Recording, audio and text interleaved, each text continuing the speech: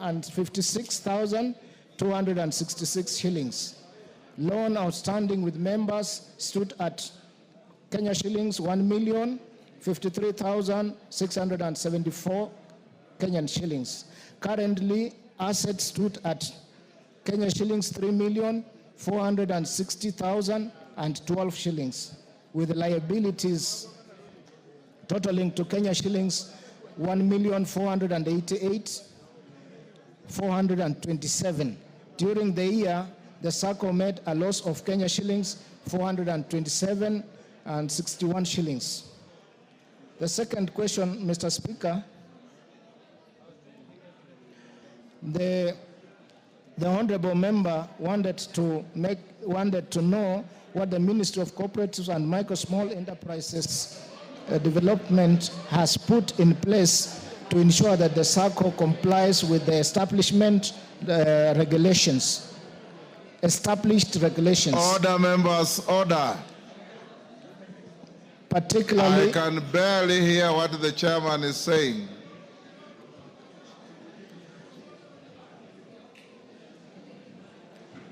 Order, members. Those on your feet, take your seats. Go on, Chairman. Particularly in financial reporting and holding of regular meetings.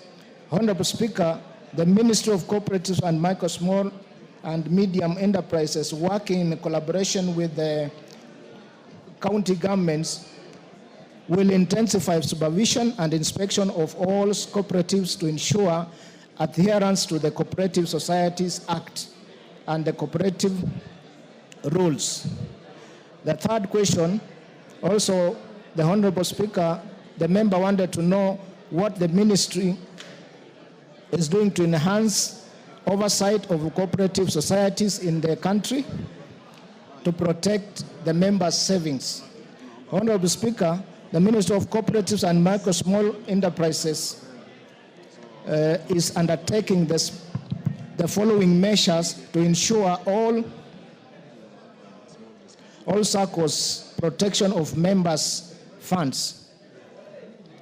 A, review of Cooperative Societies Acts to strengthen the law in areas of governance, clarity of responsibility between the county governments and the national governments, amongst others. B, noting that the cooperatives administration is a devolved function, while on the other hand, the cooperatives movement is interlinked nationally from the grassroots to the apex. The ministry, in collaboration with the State Department of Devolution, the Intergovernmental Relations Technical Committee, and the Council of Governors, are defining and developing a reporting framework to facilitate quick intervention. C, carry out capacity building to cooperative officers under the county governments with a view to improve the quality of inspection on cooperatives. D, in collaboration with county governments, identify all dormant cooperatives existing in our register to liquidate them. Honorable Speaker, attached is the response by the Cabinet Secretary and annexures for the transmission to the Honorable Member. Thank you.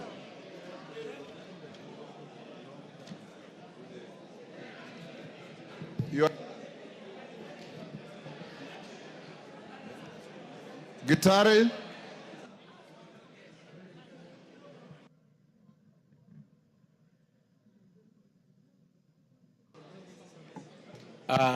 Thank you, Honorable Speaker. Honorable Speaker, I'm worried why the chairman has, because I have the response with me here, why he has just opted to go to a part of it rather than read the entire response from the Cabinet Secretary. I don't know why he is avoiding the page 1, page 2, and going direct to page 3. Mr. Speaker, in this same house, you have, whenever we do a statement, if anybody tries to divert from any point, you have ruled that we should read the statement as it is. Why is the chairman avoiding to go to the statement the response as it is, and choosing on the pages that he is doing? Mr. Speaker, number two, the chair alludes, or the cabinet secretary alludes that this Shirikisho cooperative was not being manned by Sasla. What recourse do they have as members who lost money in this circle if they are not regulated by Sasla? He also has said that the same cooperative members made a loss of 247,000. What is the recourse for these members? Why is he avoiding to read the response as it is, Mr. Speaker? Shinali, are you avoiding to read some sections of your response?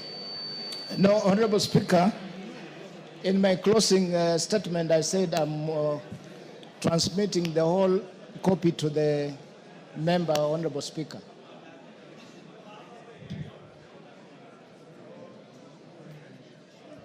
So, Honorable Speaker, the reply is here, and there's nothing we are hiding. If he wants me to go through each and every page, Honorable Speaker, with the intelligence, I'm available to do that. Yes, Gitari. Mr. Speaker, in this same house, we've had statements. Order, members, I can barely hear what the honorable member for Kinyaga Central is saying. Order. Go on. Mr. Speaker, I'm saying in this same house, you tell us to read the statement as approved. So the minimum expectation is the response should be as so. So I'm saying, I don't know why the chairman is avoiding going through the entire response, because I have the response speaker. Number two, I've also asked him, now that the Shirikisho cooperative was not licensed by Sasla, what is the recourse for the members who lost money in that Shirikisho? And still, he gives an explanation on how they occurred, arose, and who was in charge of it. Mr. Speaker, the gist of this is who are the owners, or who are the people who are leading the Shirikisho cooperative? Emotionally, have you had... Honorable Speaker, I barely heard, but Honorable Speaker, he has asked a supplementary question which I do not have the answer now. I have to refer to the CS because it was not part of the question, and I take note of it, Honorable Speaker, so that the CS would respond to it at the earliest time possible. Honorable Gitari, I propose you follow up the issues with the chairman in the committee.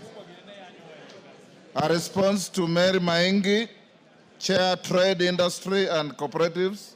Shinali.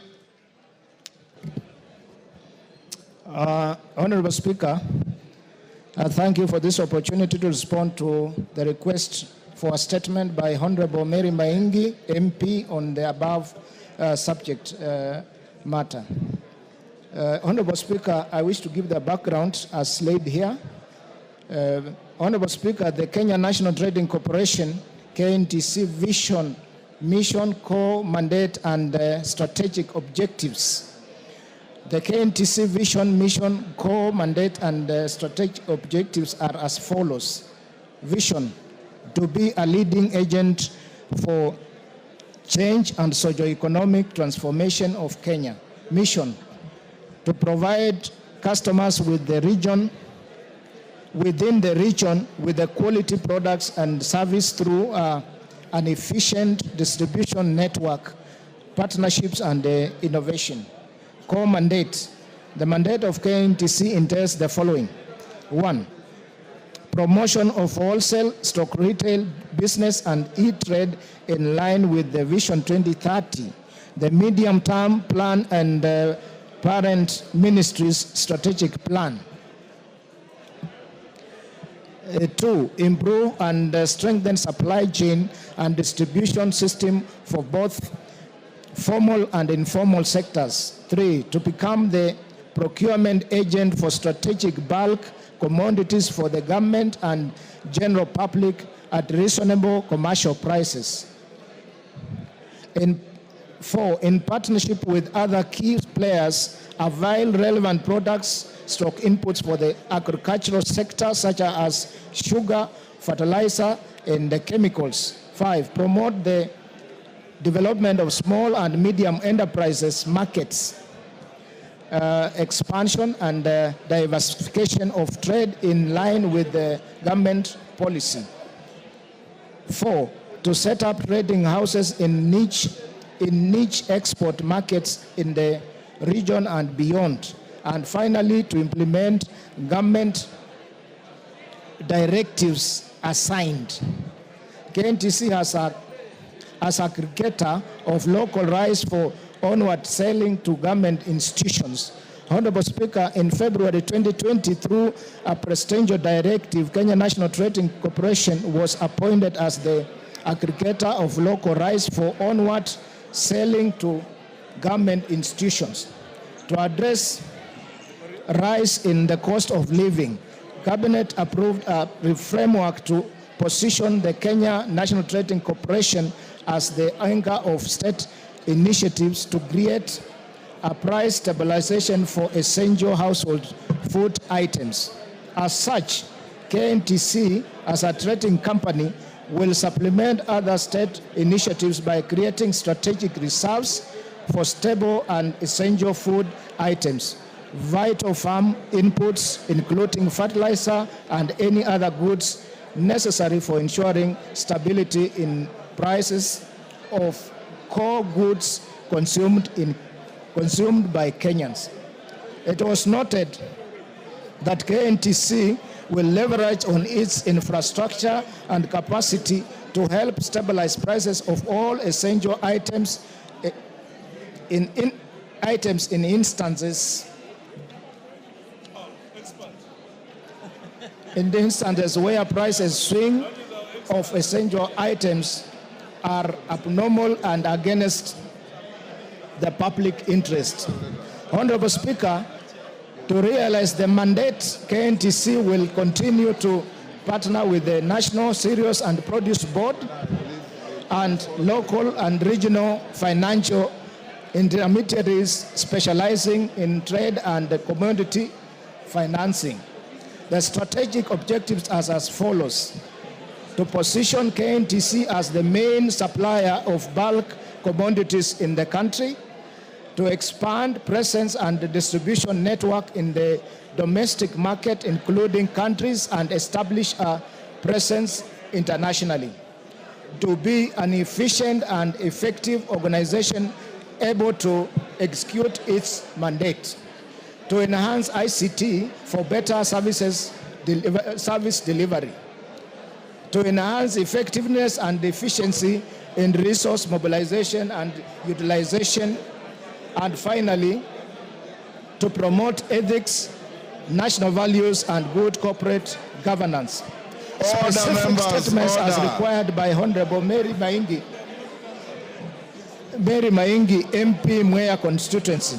Honorable Speaker, I wish to submit the following response from the Cabinet Secretary, Ministry of Industry, Trade and Investment Promotion, to the specific issues raised by the Honorable Member. The Honorable Speaker, the member wanted to know the total quantity of rice that the government intends to import as part of the measures to supplement the domestic production and bridge the deficit in the local demand. Order, members, order. Order, members. Go on, Shinali. Honorable Speaker, this being the policy matter, KNTC importation will be informed and guided by the government based on the actual and projected production quantities, which may be provided by the relevant MDS, such as the ministry responsible for agriculture, that is crop production, and the Agriculture and Food Authority, among others. The second question, the honorable member wants us to know the total annual production of rice in the last financial year compared to the local annual consumption projection. Response. Honorable Speaker, the annual production of rice may be provided by relevant MDS, such as Ministry responsible for agriculture, that is crop production, and the Agriculture and Food Authority. The third question, the honorable member wants to know measures in place to support farmers within the rice growing areas like Mwea to increase rice production for the country, to cut down on over-reliance on imported rice. And Speaker, the response is that the Kenya National Trading Corporation, as a trading company, will supplement other state initiatives by creating strategic reserves for stable and essential food items, vital farm inputs, and including fertilizer. Our fertilizer subsidy program is already in place to reduce the cost of production, and the National Irrigation Authority is supporting farmers on irrigation infrastructure on their farms. The fourth question, the honorable member wants to know the steps being taken to cushion rice farmers in the country, likely unfair market competitions and unfair market competition that could raise the saturation of the market by imported rice. Honorable Speaker, government through Presidential Directive mandated Kenya National Trading Corporation to mop up excess rice from farmers in Mwea and Ahero for onward distribution to government institutions.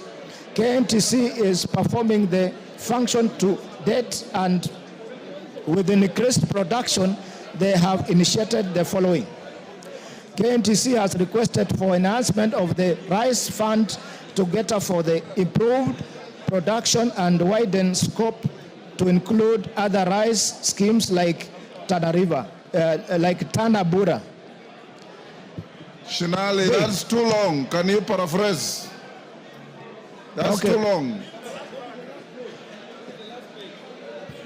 Can you finish up? I am almost there, Honorable Speaker.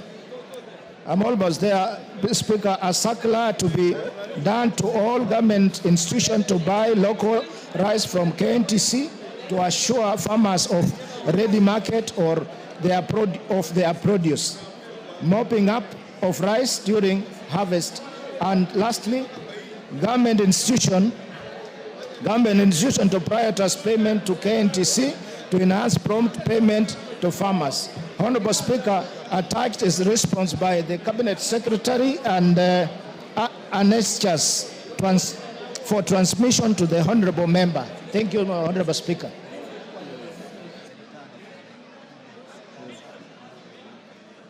Thank you. Order, members. Order, members. Order. Members on their feet, take your seats. Order. Order, members on their feet, take your seats. Order. Order, members. Take your seats.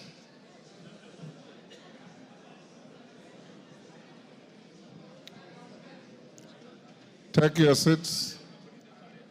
Mary Maingi, I doubt if you followed the response to your statement. Did you follow anything? Mr. Speaker, the consultations were so loud, I would need to have the statement to read for myself. I think that is the right thing to do. And if you are not satisfied, you can prosecute the statement in the committee. Take your seats, the member on the...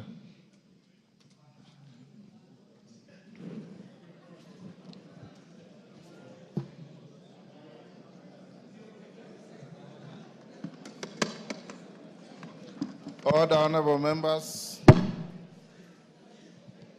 Honorable members, first, congratulations for turning up in large numbers. When we reach the business at order number 10, we had communicated to you that we'll be voting electronically. So I hope you all have your gadgets ready. But before we get there, allow me to make some communication. The first one is on the referral by His Excellency the President of 2 bills of this House.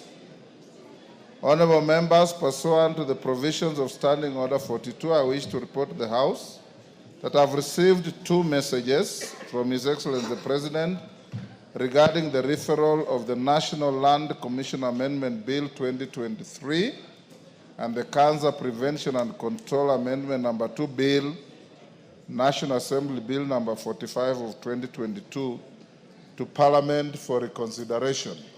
Order. Order. Order. It's good to listen.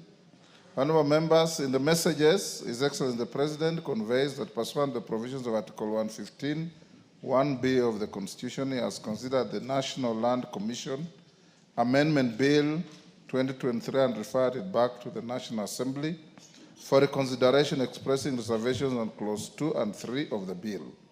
Additionally, His Excellency the President has expressed reservations on Clause 2, 3, and 4 of the Cancer Prevention and Control Amendment Number 2 Bill, National Assembly Bill Number 45 of 2022.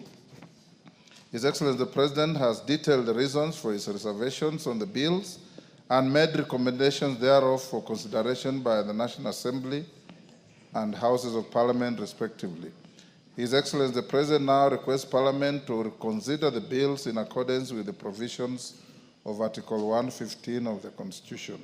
Honourable members, you may recall that this House passed the National Land Commission Amendment Bill 2023 on 13th March 2025, following which I presented the bill to His Excellency the President for assent in accordance with the provisions of Article 115 of the Constitution. Similarly, the Cancer Prevention and Control Amendment Number 2 Bill, National Assembly Bill Number 45 of 2022 was passed by the Houses of Parliament on 15 April 2024 and thereafter submitted to His Excellency the President for assent in accordance with provisions of Article 112(2)(a) of the Constitution.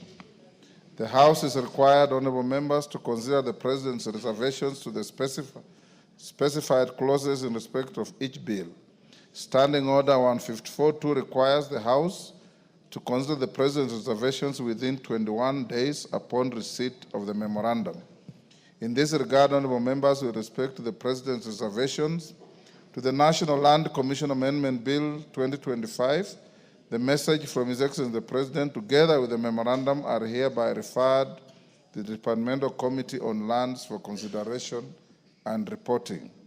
The memorandum to the Cancer Prevention and Control Amendment Number 2 Bill, National Assembly Bill Number 45 of 2022, together with the message from His Excellency the President, are hereby referred to the Departmental Committee on Health. The committees should prioritize the bills and table their reports to allow this House to consider the President's reservations within the statutory timelines.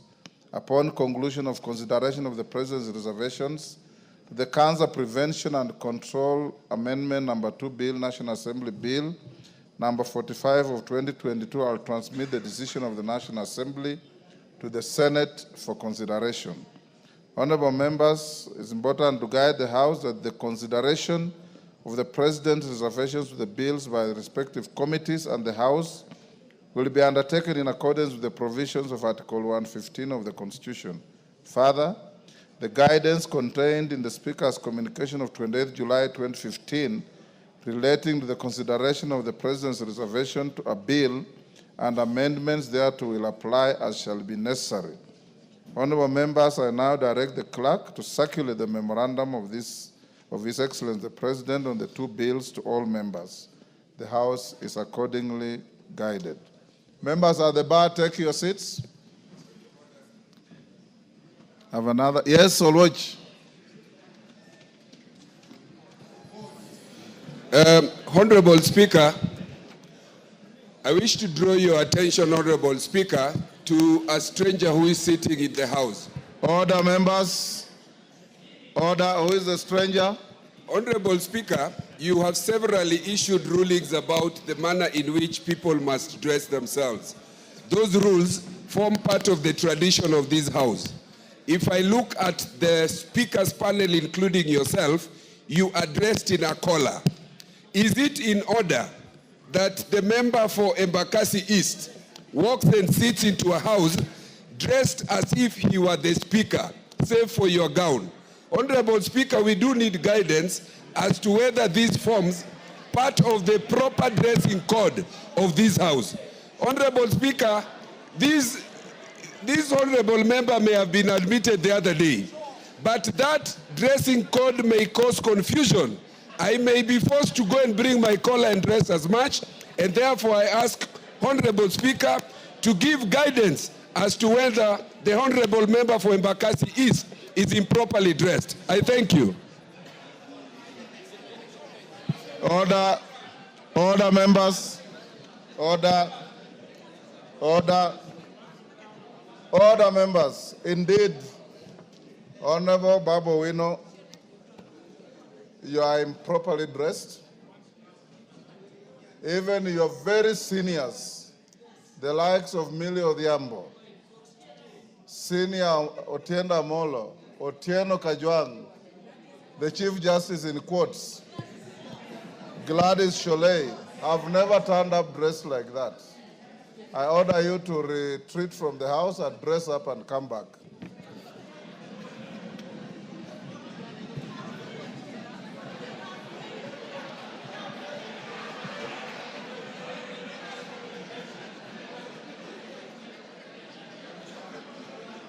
Order, Babu. When you are ordered to leave, you leave without fanfare.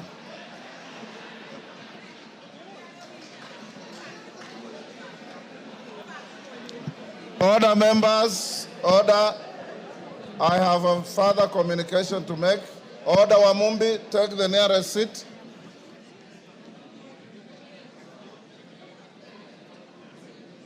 Wanjala, take the nearest seat. Find a seat.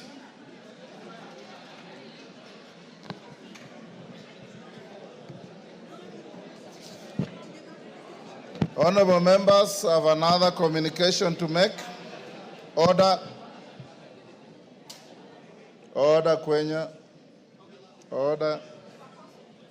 Honorable members, I have another communication on the consideration of the Constitution of Kenya Amendment Bill, National Assembly Bill number 4 of 2025.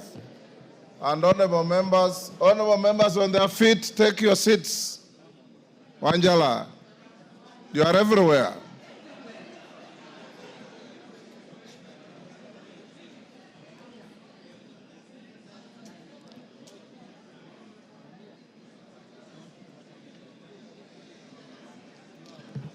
Honorable members, I have been advised by your whips that you have garnered the necessary quorum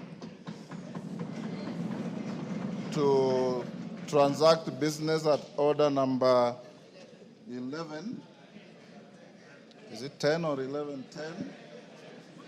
And after this communication, I know there are members who have statements to request. We also have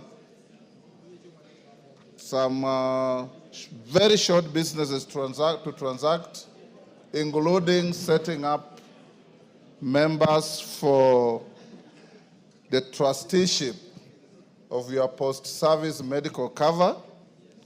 So once I make this communication, we'll dispose of very quickly we agreed in House Business Committee, orders number 8 and 9, then we guide you to go into the division on the constitutional bill. Remember, honorable members, that you will vote twice. You will vote on the bill at second reading.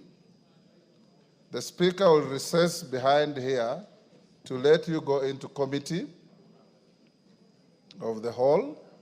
It's a very short bill. Then I will come back to take you through third reading so that by the close of business today, we shall be done with the constitutional amendment bill on CDF, NGAF, and other matters. So don't be tempted to cast your vote and then disappear thinking the business is over. You will vote more than once. So members, you are accordingly guided, and your whips have done a wonderful job in getting all of you here. Honorable members, you may recall that Constitution of Kenya Amendment Bill, National Assembly Bill number 4 of 2025 was read a first time in this House on Wednesday, 12th March 2025, following which I referred it to the Departmental Committee on Justice and Legal Affairs in consideration, public participation, and reporting to the House.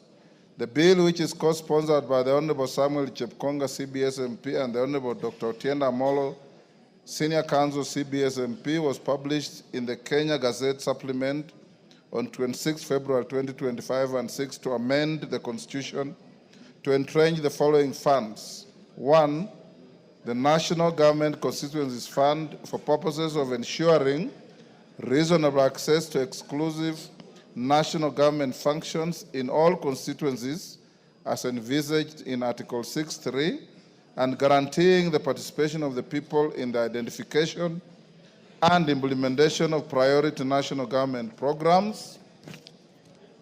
2, the Senate Oversight Fund to ensure that the Senate is adequately empowered and resourced to perform its oversight functions. And 3, the National Government Affirmative Action Fund to enhance the national government's measures on affirmative action. Honorable members, the committee concluded the public participation exercise, tabled its report on 17th June 2025, and the bill is now in second reading as listed on the order paper. Before the House resumes the debate this afternoon, I wish to highlight the procedural aspects related to the consideration of bills to amend the Constitution through parliamentary initiative. Honorable members, with respect to the manner of debating the bill, I know that the debate on the bill to amend the Constitution is not subject to curtailments contemplated under Standing Orders 95, closure of debate, and 97, limitation of debate. In this regard, neither a motion seeking that the mover be called upon to reply nor a motion to limit debate on the bill shall be entertained. Honorable members, on voting thresholds, Article 256 of the Constitution prescribes the threshold for passage of a bill to amend the Constitution both at the second and third readings. For emphasis, it provides as follows, and I quote, "A bill to amend this Constitution shall have been passed by Parliament when each House of Parliament has passed the bill in both its second and third readings by not less than 2/3 of all the members of that House. In this regard, the Constitution of Kenya Amendment Bill 2025 will stand passed at the second reading if it garners the support of not less than 233 members of this House, being at least 2/3 of the members of the National Assembly. This threshold will also apply to the vote at the third reading. Barring this threshold at either of the two stages, the bill will have been lost. Honorable members, upon conclusion of debate at the second reading stage, the House shall proceed to vote. Should the vote on the bill meet the constitutional threshold, the House shall proceed to committee of the whole House as indicated in supplementary order paper. Thereafter, the House shall take a vote on the third reading stage of the bill. Having said that, honorable members, I wish to notify the House that I have received representations from 4 members who indicate that they are indisposed, and have confirmed that they are so indisposed. Our records indicate that the 4 members have been indisposed and have been on rest or recuperation with the consent of Mr. Speaker and the respective doctors. In this regard, they will be allowed to vote virtually. The members are the Honorable Catherine Wambilianga MP, member for Bungoma County, the Honorable Clemens Lawyer MP, member for Sabatia, the Honorable Joseph Samal MP, member for Isiolo North, and the Honorable Abraham Kirwa MP, member for Mosop. Honorable members, Standing Order 62 grants latitude to the Speaker to direct a further vote in the event that any question requiring a fixed majority is carried but fails to meet the 2/3 majority at the first instance. Standing Order 62.2 provides that, and I quote, whenever a bill or a special motion, the passage of which requires a special majority in the Assembly fails, order members. If you sit close to the Speaker's table, you are obligated to observe the rules even more. And I quote again, if you want to discuss in Nyandarua, there are rooms behind here. Wherever a bill or a special motion, the passage of which requires a special majority in the Assembly fails to obtain the required majority and the vote results in a majority of the ayes, but the noes have not numbered at least 1/3 of all the members of the Assembly, the Speaker may direct that a further vote be taken on the particular question. And the further vote shall be taken within 5 sitting days from the day the first vote was taken, or such other times as the Speaker may determine. If the Speaker does not so direct any further vote, or if on such further vote the fixed majority is not obtained, the Speaker shall declare that the motion is negatived. In this regard, honorable members, should it become necessary to invoke the provision of Standing Order 62 to either at the second reading or third reading of the Constitution of Kenya Amendment Bill, I'll guide the House accordingly. As a matter of fact, a precedent was set in 2016 where the then Speaker directed a further vote on the motion for second reading of the Constitution of Kenya Amendment Number 4 Bill 2015 to be taken on 5th May 2016. The bill, which sought to incorporate the 2/3 gender principle, had not met the 2/3 constitutional threshold at the first attempt on 27th April 2016. Honorable members, once this House passes the Constitution of Kenya Amendment Bill 2025, I'll refer it to the Senate for consideration. Having said that, honorable members, I wish to clarify to the House and indeed the general public that the procedure for consideration and passage of bills to amend the Constitution as set out in Article 256 does not contemplate amendments to the bill at the Committee of the Whole House stage. So you are accordingly guided. And honorable members, when we reach that order, I believe you are all contributed sufficient to the matter, and the Speaker will call the mover to reply. Then we immediately go into a division for voting. In the meantime, before we go to order number 8, allow me to acknowledge in the Speaker's gallery, China ZTT Group from Langata, Nairobi. I don't know if it's a school or just a group. Is it a school? When I mention your institution, you stand up. Kambui Girls High School from Githunguri, Kiambu.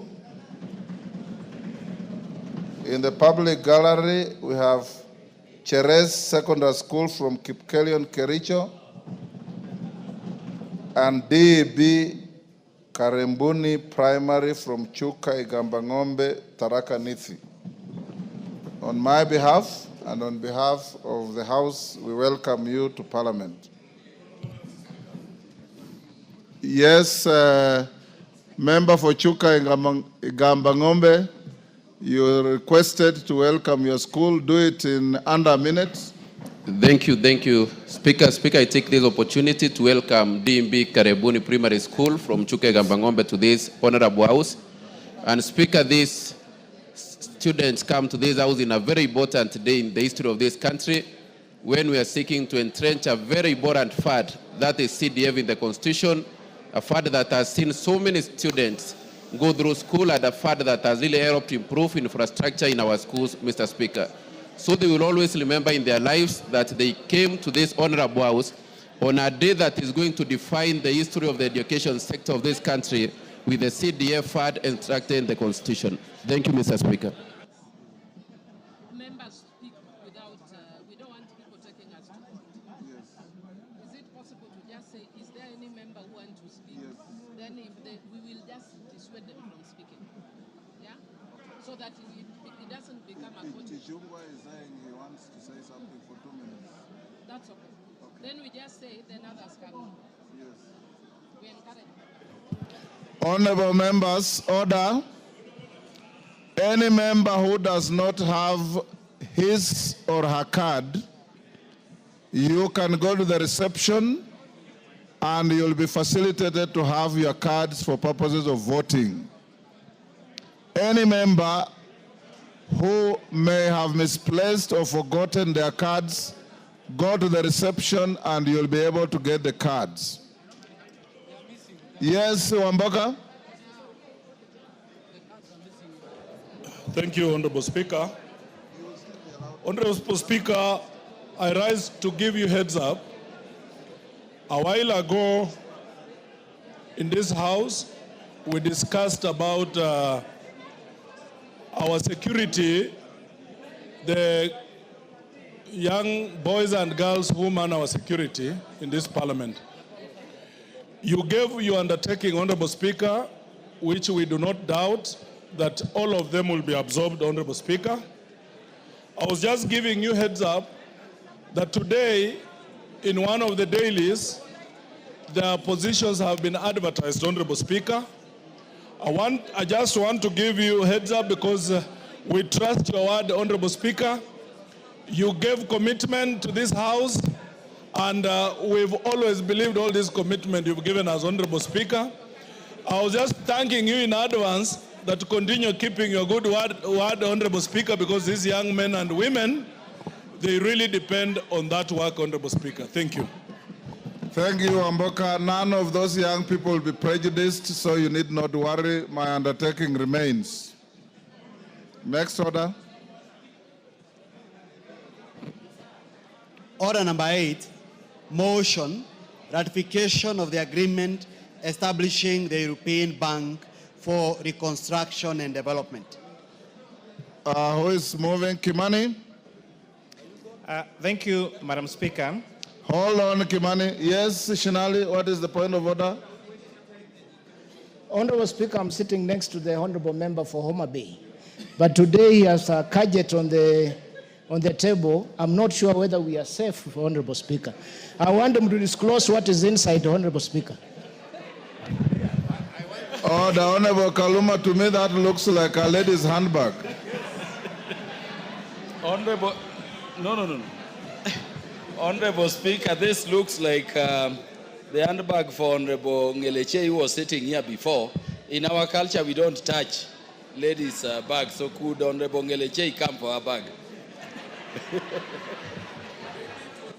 Ngeleche, is that your bag?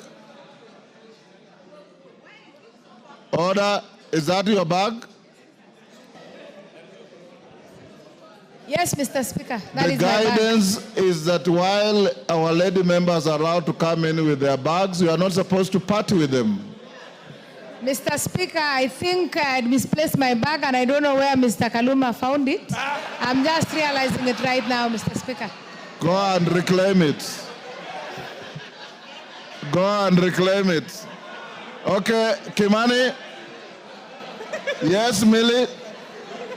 Order. Thank you, Mr. Speaker. Yes, Millie. Mr. Speaker. Come back later. Mr. Speaker, I would have actually waded into that discussion, But today, I wish to be a good girl, so I'm not going to wade into that discussion for another reason. Mr. Speaker, I stand under Standing Order 95.3 to alert members that because this is a constitutional bill, you are allowed to debate until every member has spoken. I hope you understand me. So members, it's up to you. You have a choice to speak. That is, I just wanted you to know. So if you want to vote, excuse me, if you want to vote, I just wanted to bring to your attention. Thank you. Order. Thank you, Kimani. Order, members. Order, members. Ngeleche, take your seat or freeze where you are. Order, members. Order. Order, member for Thika. Freeze if you have no seat. Freeze where you are. Order. Order, members. Let's, members, pay attention. We dispose of orders 8 and 9, and 8 and 9. Then we go to the business that you have all turned up in large numbers for. Kimani. So, Honorable Speaker, I know I'm standing between a very important matter in this House, so I'll take under 2 minutes. So I beg to move that this House adopts the report by the Departmental Committee on Finance and National Planning on the ratification of agreement for establishment of the European Bank of Reconstruction and Development, laid on the report of the House on Tuesday, the 24th of June, 2025. And I've just 3 points to make, Honorable Speaker. The Republic of Kenya, in a bid to access financing that is not expensive, is looking to establishment of banks and become a shareholder and a member of those banks.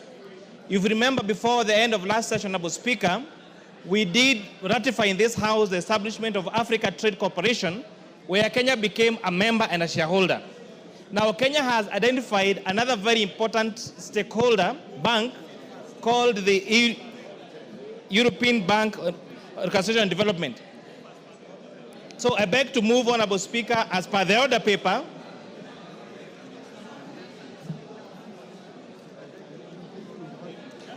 Honorable Speaker, I beg to move that this House adopts the report on the Parliamentary Committee on Finance and National Planning on the consideration of the ratification of the agreement establishing the European Bank for Reconstruction and Development, laid on the report of the House on Tuesday, 24th of June, 2025, and pursuant to the provisions of Section 8.4 of the Treaty, making the Ratification Act, Cap 4D, and that this House approves the ratification of the agreement establishing the European Bank for Reconstruction and Development. So, Honorable Speaker, as I was discussing this matter, we did ratify in this House for the establishment of and membership of Kenya into the African Trade Corporation Bank.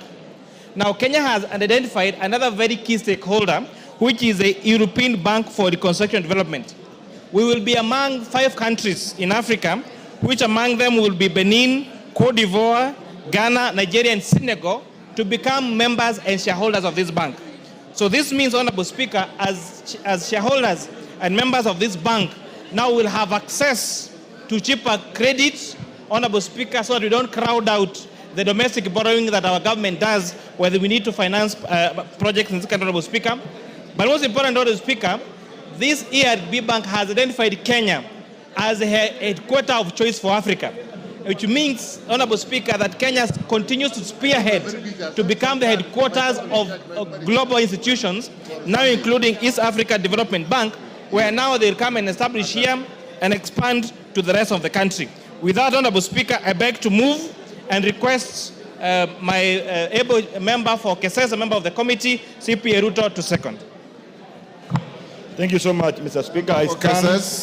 Thank you so much, Mr. Speaker. I stand to second this motion on ratification of Kenya being a member of the European Reconstruction Bank. And for this purpose, this is a huge step in positioning our country, Kenya, to access strategic partners in terms of development and grow the economy of our country as we seek to advance our goals in the development. Thank you so much. I second the motion. Thank you so much, Mr. Speaker. Order, members. Majority Leader, will you disband your Kamkunji?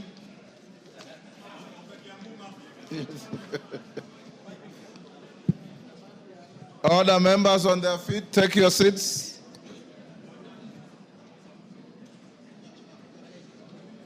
Member for Larry, take your seat.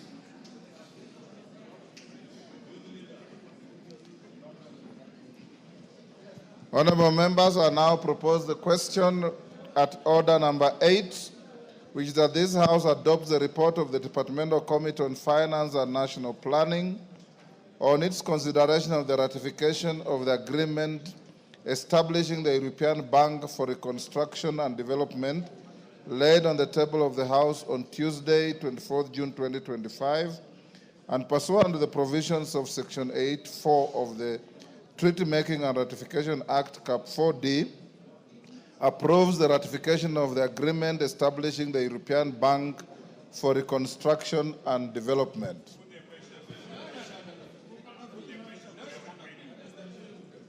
I put the question? Yes.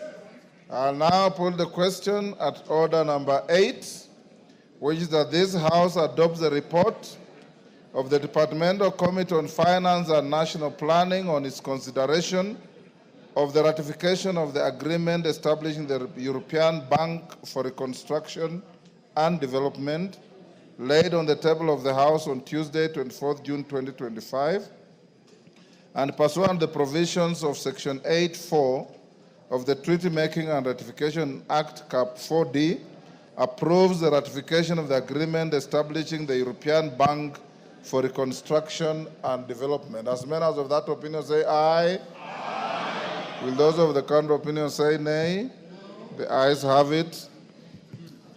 Next order. Order number 9. Yes, Gisairo. What is the point of order?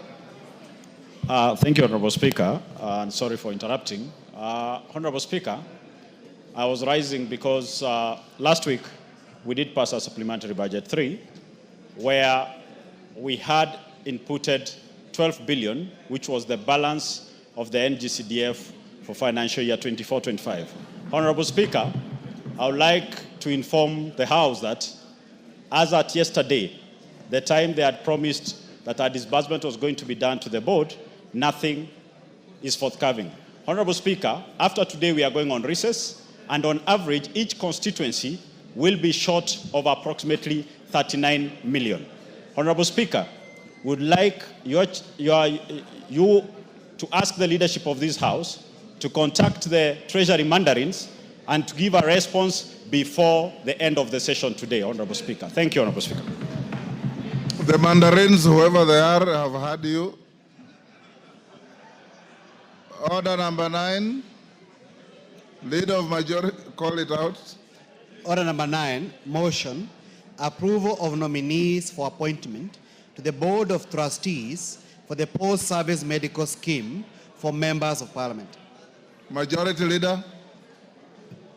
Thank you, Honorable Speaker. Honorable Speaker, I beg to move that pursuant to the resolution of the Parliamentary Service Commission during its 23rd June 2025 meeting with respect to the trust deed and rules for post-service medical scheme for members, this House appoints the following members of Parliament to the Board of Trustees for the post-service medical scheme for members of Parliament. 1, the Honorable Samuel Chepkonga, CBS MP. 2, the Honorable Mary Emase Otucho, MP.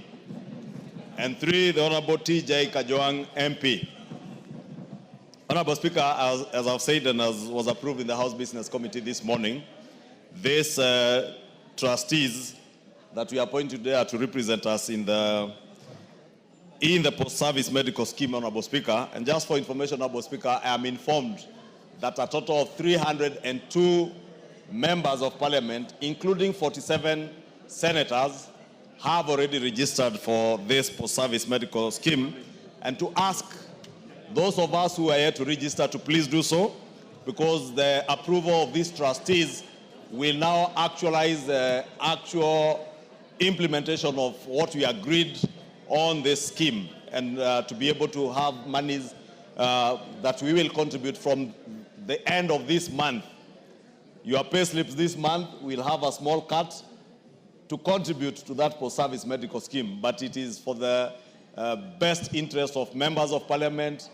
post-service. And Honorable Speaker, this is a very good thing. The members that have been appointed, Honorable Speaker, are members who are very knowledgeable and skilled administrators. Others are lawyers, like Honorable TJ Kajwang. Honorable Emase is a finance person, and therefore she will be instrumental in guiding the commission together with all the other trustees, Honorable Speaker. A total of 10 trustees are there. And Honorable Speaker, the National Assembly is contributing 3 members. The Senate will contribute 2 senators. We will have representation of 2 former members of parliament, the chair of the commission, and the clerks of both houses as trustees of this board, Honorable Speaker. And this, Honorable Speaker, is in line with the RBA regulations and our own statutes, and therefore we'll be able to operationalize this post-medical service scheme. With that, Honorable Speaker, I beg to move and request the leader of minority, the Honorable Junet Mohammed, to second. Mr. Speaker, I second. Honorable members, I'll propose the question, which is that pursuant to the resolutions of the Parliamentary Service Commission of 23rd June 2025 with respect to the trust deed and rules for the post-service medical scheme for members of Parliament, this House appoints the following members of Parliament to the Board of Trustees for the post-service medical scheme for members of Parliament. The Honorable Samuel Chepkonga, CBS MP, the Honorable Mary Emase Otucho MP, and the Honorable TJ Kajwang MP. Do I put the question? Yes. Honorable members, as I put the question, I want to advise you. Those of order, member for Kisumu Town East, you're out of order to be talking on phone while in the House. Please don't. You're a senior. Honorable members, those of you who have not registered, please do. Order. You cannot be on your feet when the speaker is on his feet.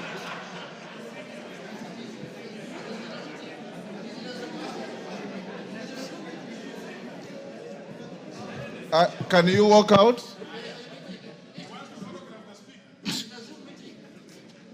You are out of order. Honorable members, those who have not registered, I give you free advice. Register. Order, members. You may be well resourced now. If you want to know how fragile resources can be in the human life, go and read the book of Job in the Bible. And read it properly, the whole of it. It will tell you and demonstrate to you how fragile wealth can be. You can be a billionaire today and be a pauper tomorrow. And this scheme will help you at your most lowest moment in your lives. And not just for you and your wife, for you and your husband, and your dependents who are of age described in the scheme. Honorable members, I now put the question at order number 9, which is that pursuant to the resolution of the Parliamentary Service Commission of 23rd June 2025 with respect to the trust deed and rules of the post-service medical scheme for members of Parliament, this House appoints the following members of Parliament to the Board of Trustees for the post-service medical scheme for members of Parliament. Number 1, the Honorable Samuel Chepkonga, CBS MP. Number 2, the Honorable Mary Emase Otucho MP. Number 3, the Honorable TJ Kajwang MP. As members of that opinion say aye. Aye. Will those of the contrary opinion say nay? The ayes have it. Now to order number 10. Order number 10, the Constitution of Kenya Amendment Bill, National Assembly Bill number 4 of 2025, second reading, resumption of debate interrupted on Thursday, 26th 26 June 2025. Mover to reply and voting. For avoidance of doubt, members, I had said we'll call the mover to reply, but is there any member who still wants to contribute to this bill? I repeat, is there any member who wants to contribute? Mover. Thank you, Mr. Speaker. Mr. Speaker, in accordance with Standing Order 82.3, I will donate my 2 minutes only to the Leader of Majority. Only. Leader of Majority, the donation is 2 minutes. Thank you, Honorable Speaker. And since I have not contributed to this debate, I just want to register my support for this bill, Honorable Speaker, and also assert, as was said by many members, that NGCDF is the most impactful fund that this country has ever had in the history of our independence, Honorable Speaker. True, Honorable Speaker, is just to say that NGCDF is not in competition at all with our devolved funds and our county governments. Honorable Speaker, if anything, NGCDF supplements what the national government is doing and also what our county governments are doing in offering services and service to the people that all elect us. And with those few remarks, Honorable Speaker, I wish to support, Honorable Speaker, and also support the national government affirmative action. Honorable Speaker, I think when we refer to NGCDF, we incorporate the national government affirmative fund as part of NGCDF, because as affirmative as it is, Honorable Speaker, it also serves in very good interventions on social programs that would otherwise not be under any program under the national government and even under the county governments, Honorable Speaker. And I commend our women leaders, especially our women reps, for the great work that they are doing across all our counties. In fact, Honorable Speaker, these women reps do much more than those who have more resources are doing in counties, Honorable Speaker. And I commend them, all of them, and I beg to support, Honorable Speaker. Otienda Molo. The Leader of Minority wants 1 minute. I'll donate. Donate 1 minute. Mr. Speaker, I stand also to support this constitutional bill. But Mr. Speaker, I want to speak to the Senate, our colleagues, Mr. Speaker, and request them to support this bill. Because, Mr. Speaker, this bill is not about members of parliament. It is about Kenyans, Mr. Speaker. Because any money that is devolved benefits the Kenyan people, Mr. Speaker. And as you are aware, the senators are already enjoying the Senate Oversight Fund. Every senator is getting 1.5 million shillings, or is it 1 million, every month, Mr. Speaker, per constituency. So, Mr. Speaker, why we are doing this is to help Kenyans, not to help ourselves. Member of Parliament does not benefit in any way from the national government CDF, Mr. Speaker. So, Mr. Speaker, with those few remarks, I want to urge the Senate to support this bill, just like the way they support counties, because every cent that is devolved benefits the people of Kenya. Mr. Speaker, I support. Give the mic to Otienda Molo. Mr. Speaker, since the introduction of this bill on 12th March this year, we have had discussions in the last 4 months. Indeed, even the pre-publication stage, we had discussions. During public participation, we've had discussions. Since moving the bill, Mr. Speaker, there's been overwhelming support from the members. And it's important, Mr. Speaker, that the members have been able to explain that this bill is in consonance with constitutional principles, especially the distinction between devolution and decentralization. The members have been able to disabuse those who think that these monies are in competition with devolution, because we've been able to explain that this is extracted from the national government share of revenue. Mr. Speaker, the members have been able to outline the limited and peripheral role that members of parliament play. Members here have been able to extol the virtues of the fund and adumbrated very clearly the benefits to the citizens. And that in fighting these funds, the 3 funds, you are not fighting members of the National Assembly. You are fighting the citizens of Kenya. Mr. Speaker, it is important to observe, as has been observed, that it's in keeping with the reduction of imperial powers of the executive that we ended up with these kinds of funds. And anyone who is opposing really wants to take us back to that period. Mr. Speaker, it is also very important to understand that we sought to constitutionalize these funds, not because it was absolutely necessary, but because we are tired of unnecessary litigation.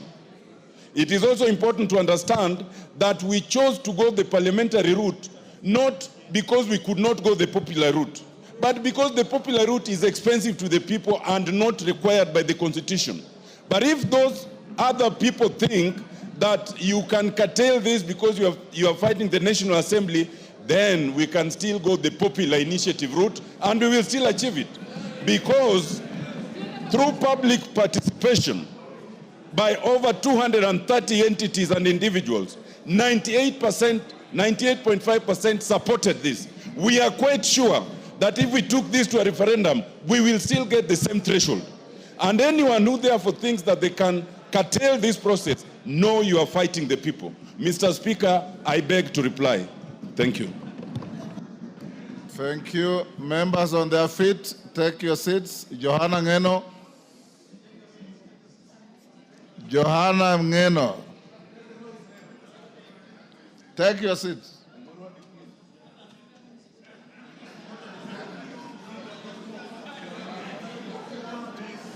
Then freeze where you are. Honorable members, this question that I'm putting does not require your immediate vote. I now put the question at order number 10, which is that the Constitution of Kenya Amendment Bill, National Assembly Bill number 4 of 2025 be now read a second time. I have been advised that we have the requisite numbers to vote.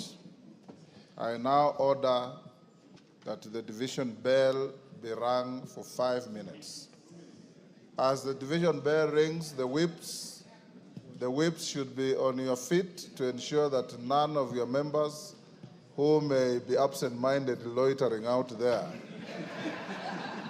are called in to join in this vote. Now ring the bell for 5 minutes. Yes.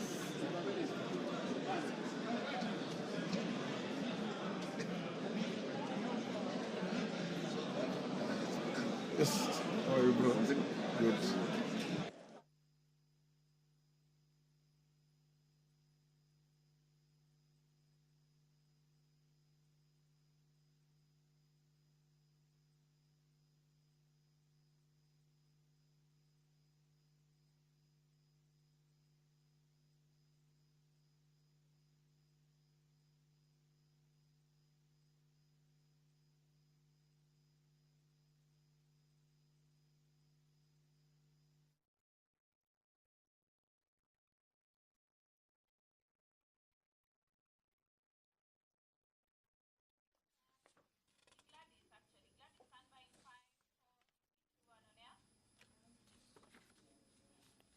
Well, that quorum bell on your end signifies the division on the Constitutional Amendment Bill 2025, where the Speaker of the National Assembly, Honorable Dr. Moses Wetangula, has directed that the division bell be rung for 5 minutes to allow members of Parliament who are still within the presence of Parliament to make their way back into the chamber this afternoon for the House to commence the vote on the Constitutional Amendment Bill of 2025. And this is a bill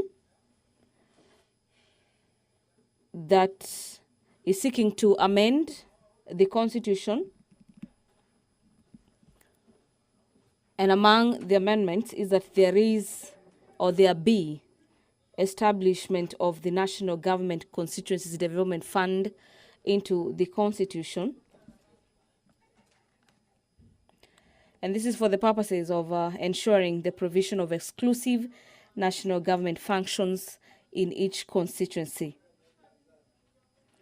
According to the bill, the National Government Constitutional Fund, this being the National Government Constituencies Fund, shall be a national government fund consisting of monies appropriated from the national government's share of revenue as divided by the Annual Division of Revenue Act enacted pursuant to Article 218 of the Constitution, and the monies allocated under this article shall be considered as funds allocated to constituencies to the provisions as an Act of Parliament. The bill seeks to entrench a number of funds into the Constitution. Among them is NGCDF, the National Government Affirmative Action Fund, and the Senate Oversight Fund into the Constitution. During the debate on the bill that has just concluded this afternoon, after the move of the bill, Honorable Tiende Amolo was called upon to reply, members say that the enactment of the NGCDF, NGAF, and the Senate Oversight Fund into the Constitution will end the unnecessary litigation on the legality of the fund. The bill has a number of objectives.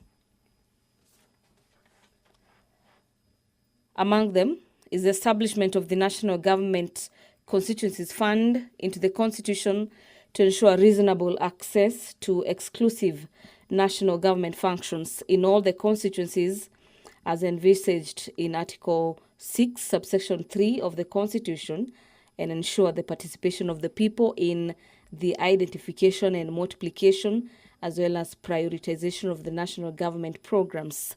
The move of the bill, just a few minutes, has just said that any person seeking to oppose this bill, the House will equally get the same response if it were to adopt. Ringing the bell. I hope every member is in the House.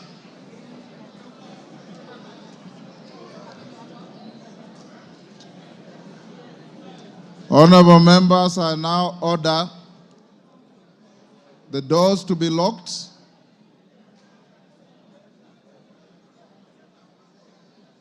and the bars to be drawn.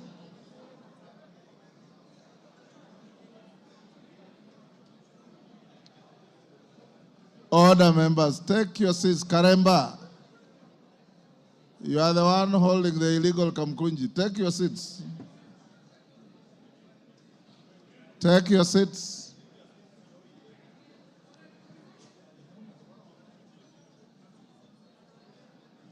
Take your seats.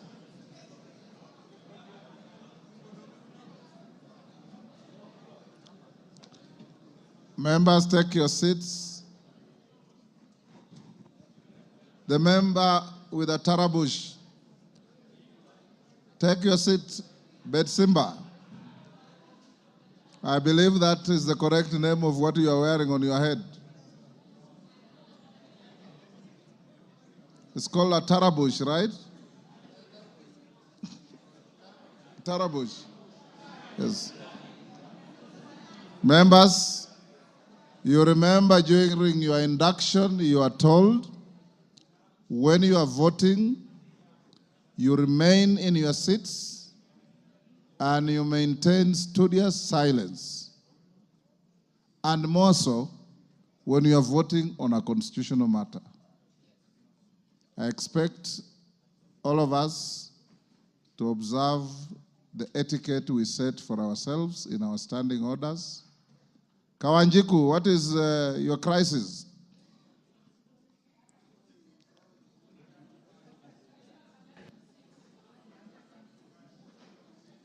Very good. Members, for avoidance of doubt, I'll now remind you of the question, which is that the Constitution of Kenya Amendment Bill, National Assembly Bill number 4 of 2025, be read a second time.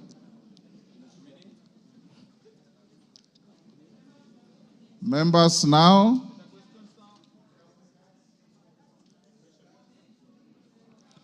I give you 120 seconds to log in, and don't vote. You'll just log in and wait.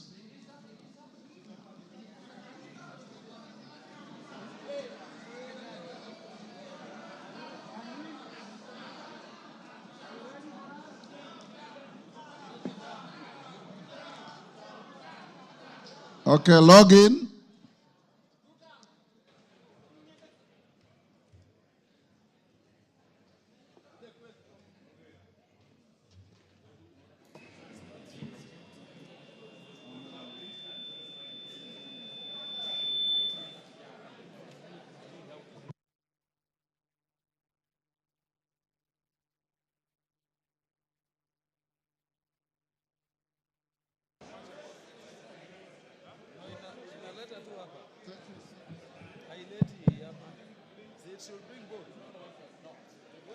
Don't vote yet. Just log in and be patient.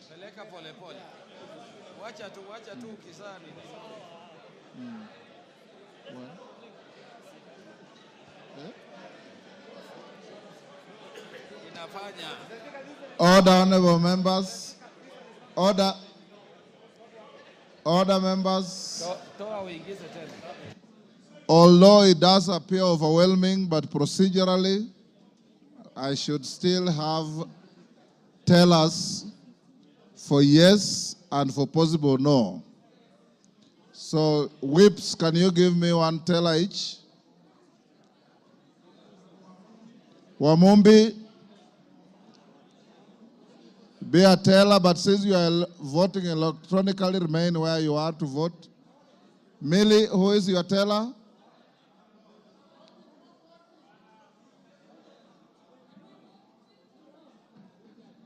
Mawade, take your seat. You are a teller. Remain in your seat and vote. But for the record, you are the two tellers.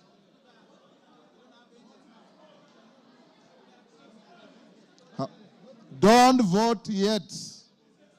I'll tell you how many you are first. It has no expiry period. Just hold it.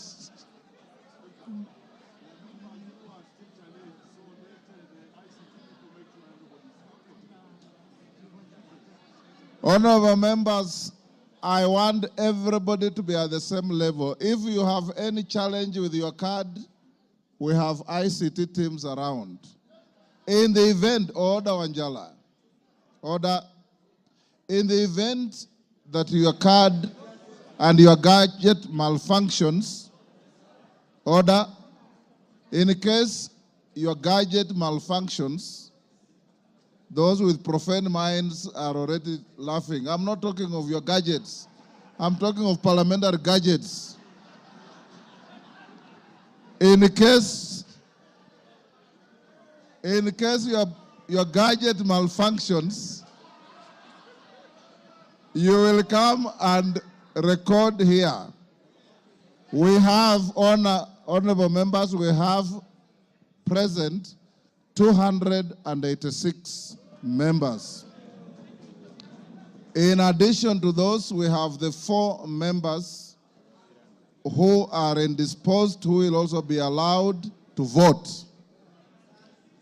Okay, so once more, be ready now. It has gone off. Kwame, what is your problem? If your gadget is malfunctioning, sit, I'll call you to come and vote. It has malfunctioned. Time. Kiambati. Just hold your horses. Just hold your horses.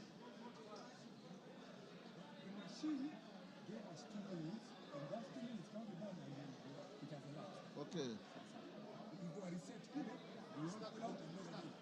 You can start voting now. Order, as I say start voting, I see some members holding their cards. in the air.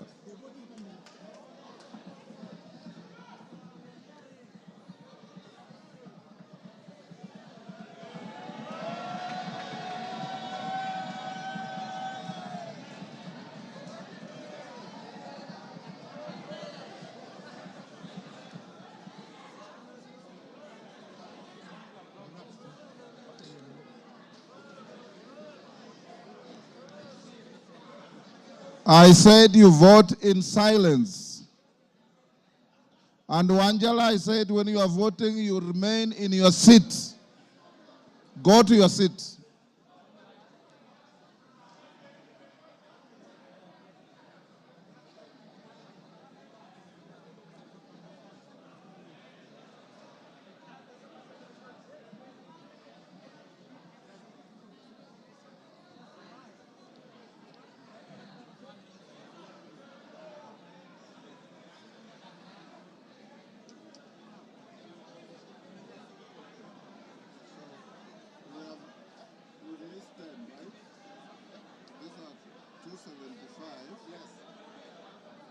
Why is it counting backwards again?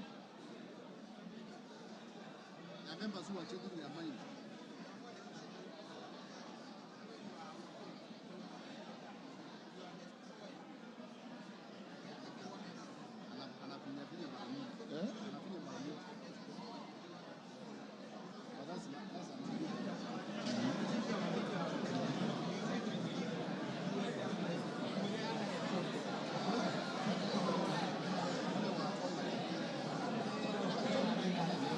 Members, voting electronically is now over. I will now deal with the virtual voters first, then there will be assisted voters.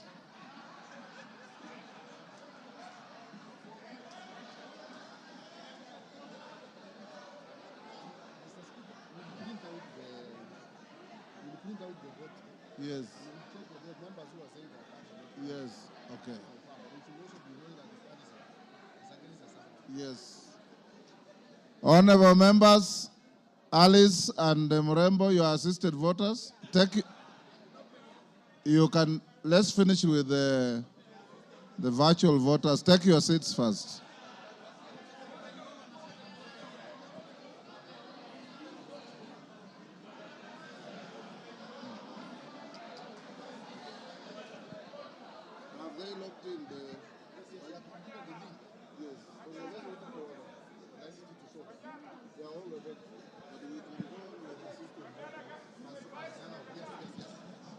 Order, members, order, all members who are assisted voters, member for Thika, member for Bahati, Wanjala, you are also analog. So you can come to the table and be recorded. The rest of members remain in your seats. The only other members I will tolerate to come here is Wamumbi and Mawathe as the tellers.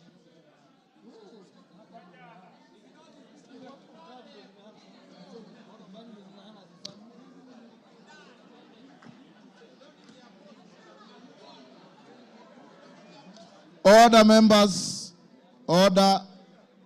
The number of members flocking here as assisted voters far exceed the tally that I expect.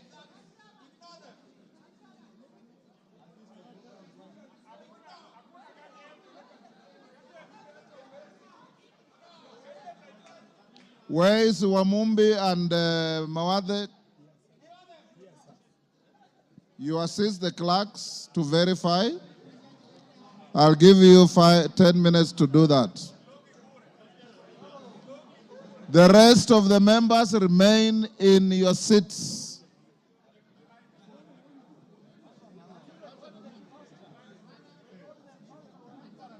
Tiambati, I give you 10 minutes for this.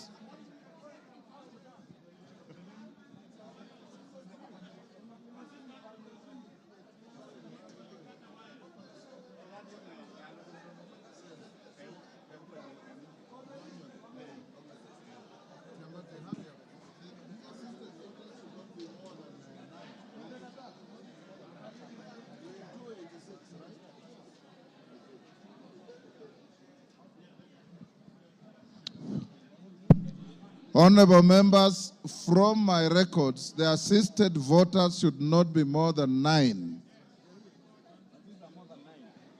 Yes. The assisted voters should not be more than 9. You are 286. 277 have voted electronically. Yes. And probably there are some of you who voted, but you don't know that you voted. Anyway, they will edit you out of the list. Okay?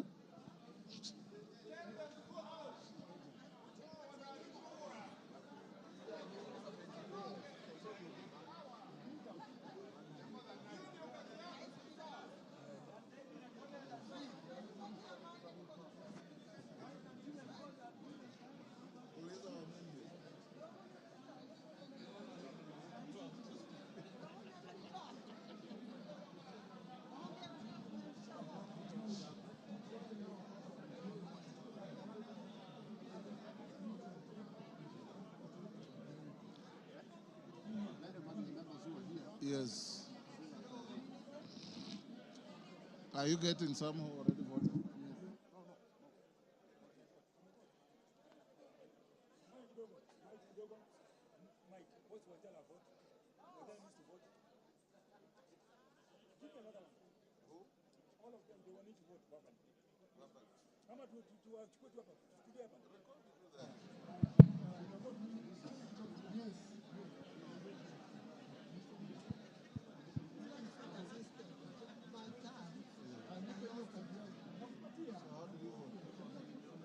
You didn't vote. So queue here and vote. You'll vote here as an assistant voter.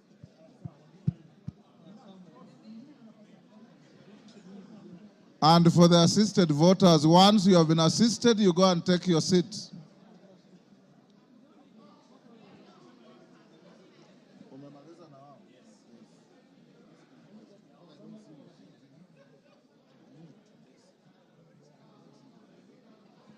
You see, what you do, just record them, the names that are voting yes. You'll edit out those who are voting twice. Since nobody voted no.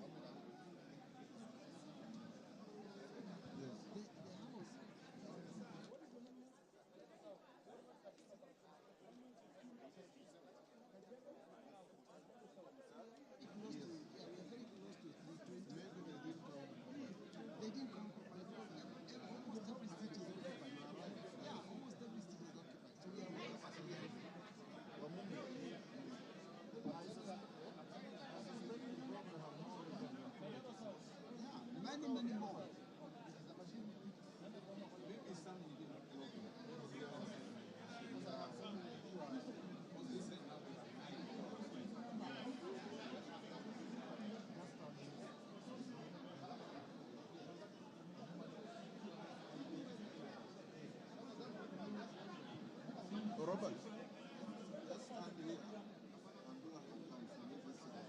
Yes. Mwamumbe, start to this side only.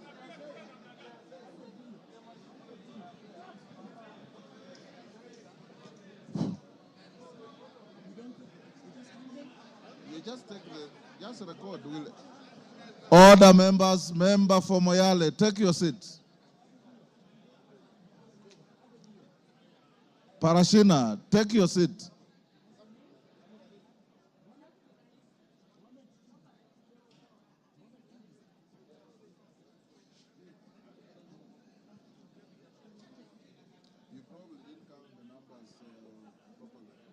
Member talking to majority leader, take your seat.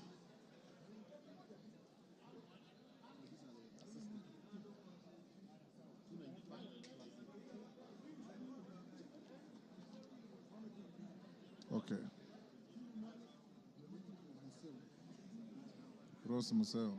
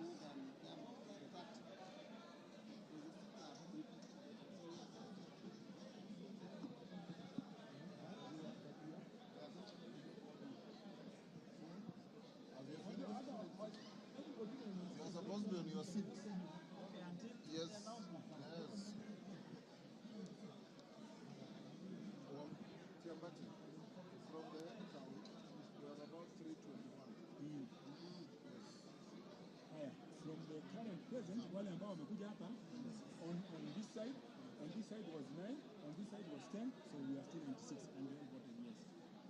So, but I have asked your member to count for me. He says this side is voted 166 and Robert Ndiangui this side got 155. Okay, let's do again. So that Honorable member, order. Honorable members, obviously, order member for Malindi, take your seat.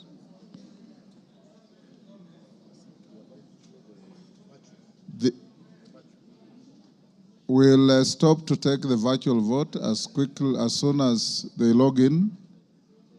Have you assisted them?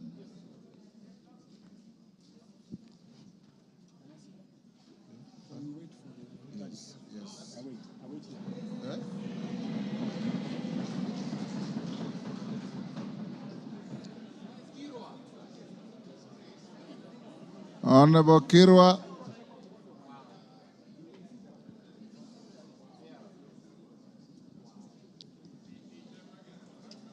Do we ask him?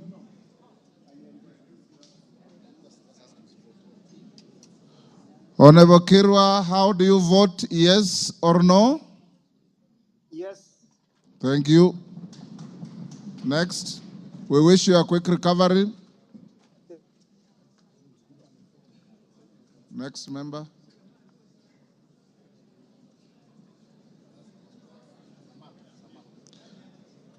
Next is Samal on the,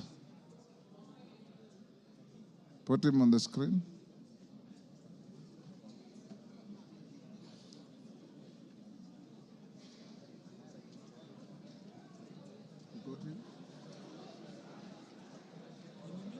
would it be a good idea for Mumbi and Gui to count again?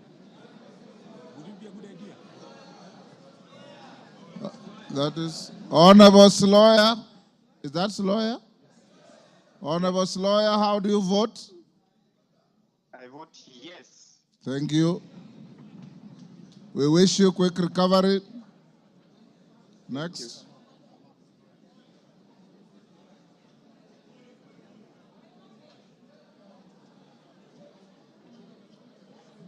Order, we have no information about Koimburi. Stop bringing his name here.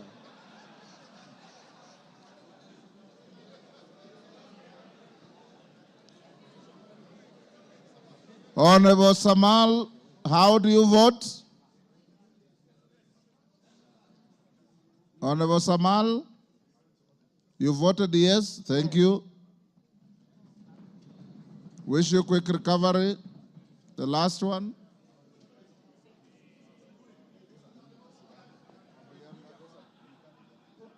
I'm told Honorable Wambilianga cannot be reached. She's not logged in, so she's a lost vote. Who? Koimburi made no request to Mr. Speaker on how he wishes to vote. Order, honorable members. Order. Order, members. Honorable members, I believe that the number we have and the numbers present may not be tallying properly. You are many more than I think I'm getting.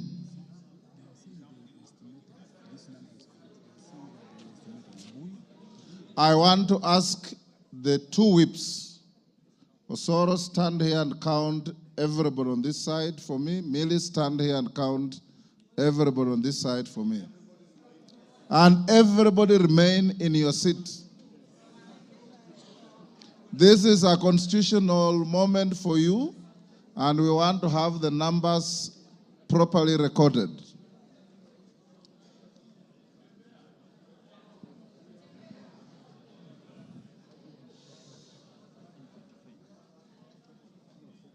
From the machine, they have registered 286. But those who voted are 277. Electronically. Yes.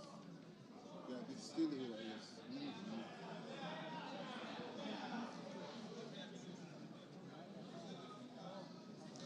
Order. Let him do kila shetani na mbui wake.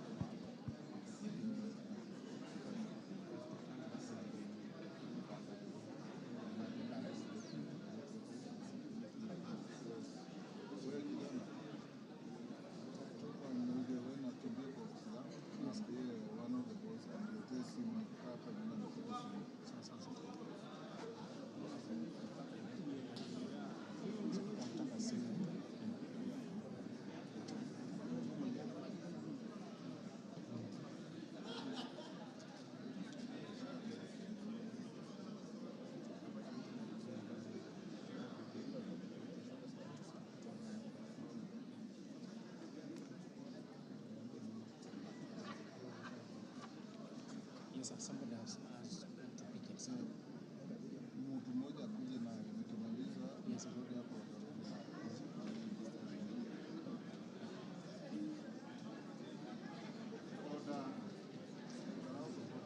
Nataka mtu mmoja akimaliza arudishe.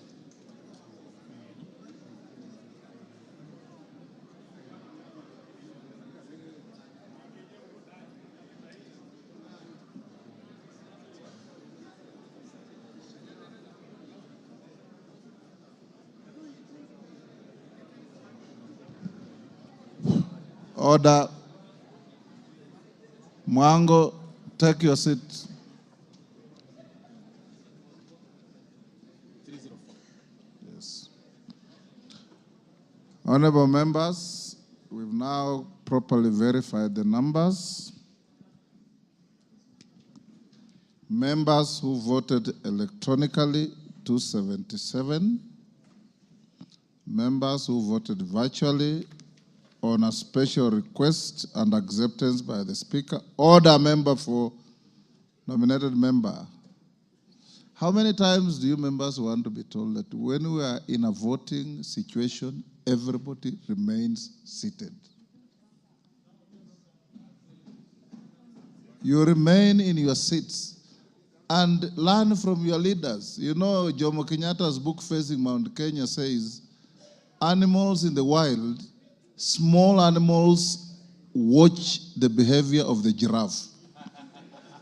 And for this purpose, the giraffe are your leaders. The Junet has not left, Ichunga has not left, Osoro left, and merely because of my instructions. Watch them, they are your giraffes. Go and read Facing Mount Kenya.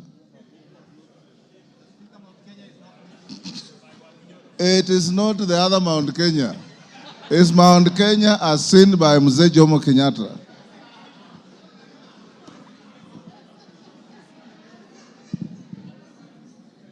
So, honorable members, electronic votes were 277, virtual votes were 3, and the rest were assisted voters who were about 11, I think. So we are more than what the machines had recorded. We are 301 present and voting, and 3 of our colleagues who are indisposed voting virtually. I now give you the results of the vote.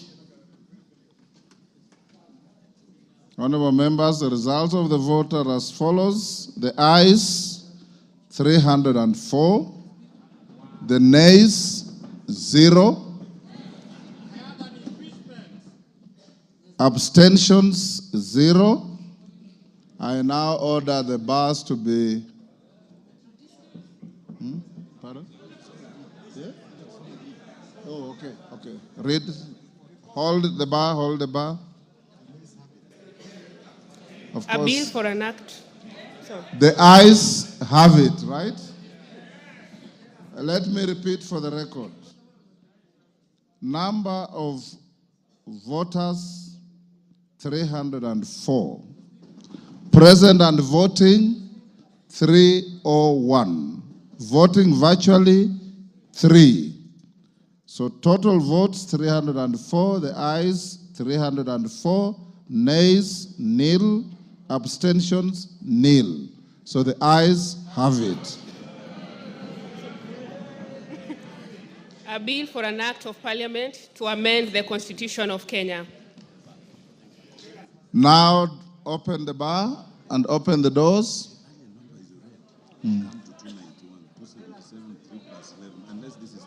This is the 21. So you need to announce.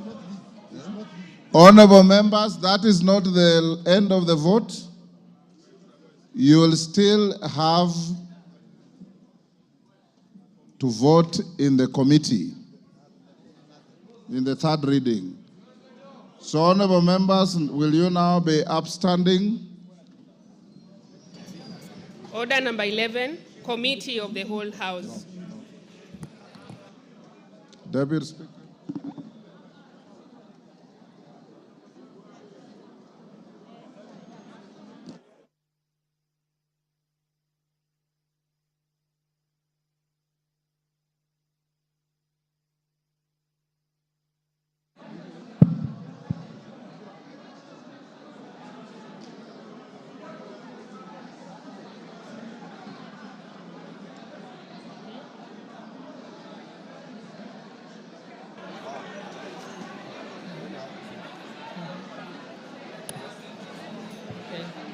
Honorable members, this is the committee of the whole House to consider the Constitution of the Kenya Amendment Bill, National Assembly Bill number 4 of 2025. Clause 2. Honorable members, I propose the question that Clause 2 be part of the bill. Honorable members, I now put the question that Clause 2 be part of the bill. Will as many as of that opinion say aye? Aye. Will as many as of the contrary opinion say nay? The ayes have it. Title. I propose the question that the title be part of the bill. I now put the question that the title be part of the bill. Will as many as of that opinion say aye? Aye. Will as many as of the contrary opinion say nay? The ayes have it. Clause 1. I now propose the question that Clause 1 be part of the bill. I now put the question that Clause 1 be part of the bill. Will as many as of that opinion say aye? Aye. Will as many as of the contrary opinion say nay? The ayes have it. Mover. Honorable Chairperson, I beg to move that the committee do report to the House its consideration of the Constitution of Kenya Amendment Bill, National Assembly Bill number 4 of 2025, and its approval thereof without amendments.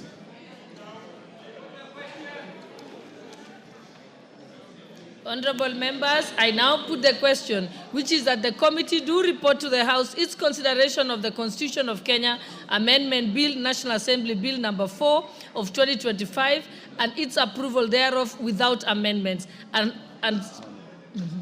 Will as many as of that opinion say aye? Aye. Will as many as of the contrary opinion say nay? The ayes have it.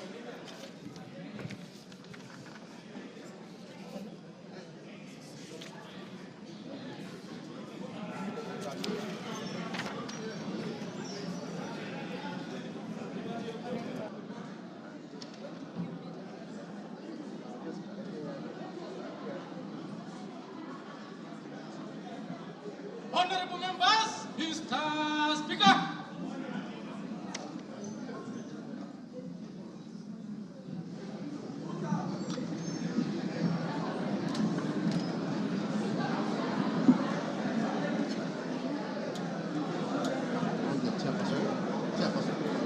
Here is a noise vote.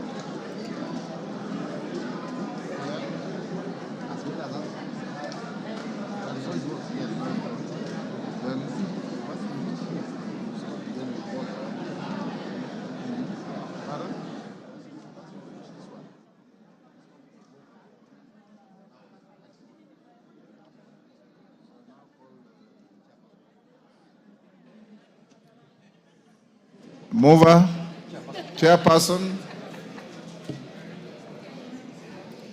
Honorable Speaker, I beg to report that the Committee of the Whole House has considered the Constitution of Kenya Amendment Bill, National Assembly Bill number 4 of 2025, and approved the same without amendments. Thank you, Honorable Speaker. Mover. Honorable Speaker, I beg to move that the House do agree with the committee in the said report. I also request the Honorable George Murugara to second the motion for agreement with the report of the Committee of the Whole House. Thank you very much, Honorable Speaker. I beg to second. Thank you. Order. Order, members. Take your seats. Lekuton, take your seat.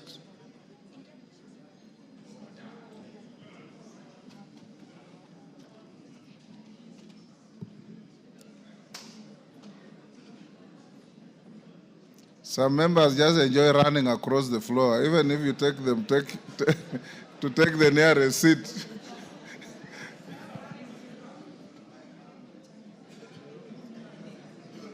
Shinali, take the nearest seat.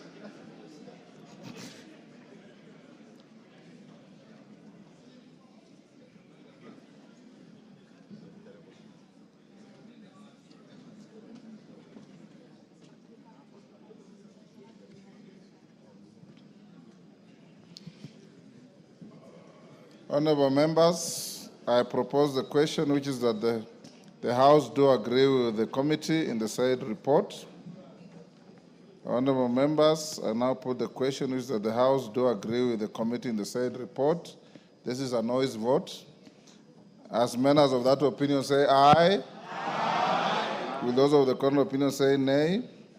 The ayes have it. Mover. Hold on, mover. Take your seat.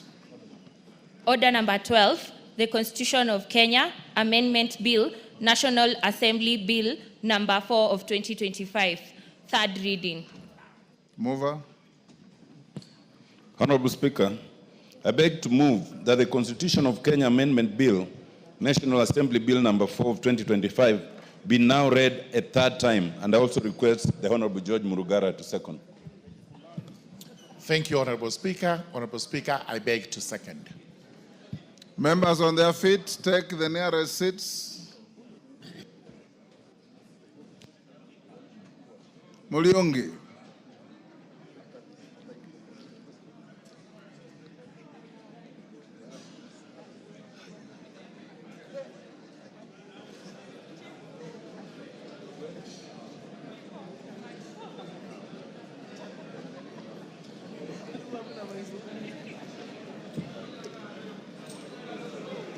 Take the seats, honorable members.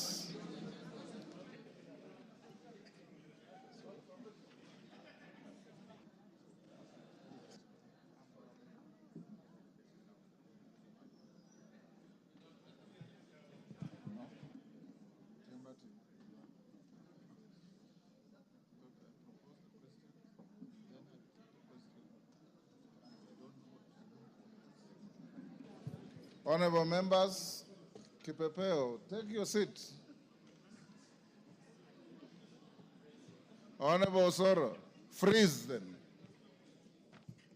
Honorable members, I now propose the question, which is that the Constitution of Kenya Amendment Bill, National Assembly Bill number 4 of 2025, be now read a third time.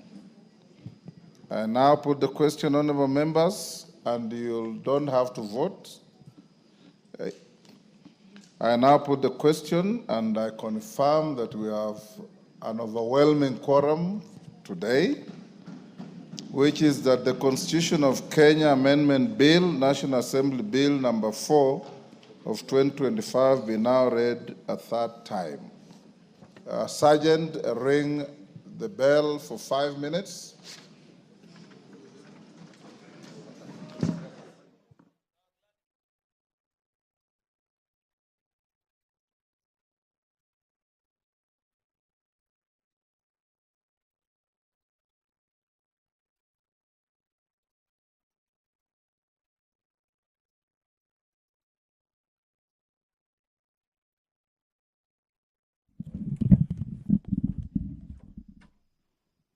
The division bell is once again on ring mode as the Constitutional Amendment Bill of the year 2025, this being Bill number 4, is now on the third reading, with the Speaker directing that the quorum bell be rung for 5 minutes for members who had perhaps stepped out of the chamber to come back for the House to vote on the bill again.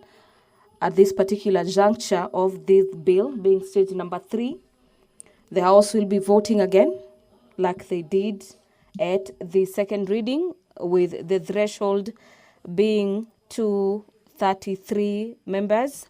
The bill has already passed at the second stage of the bill, being an overwhelming vote for the bill.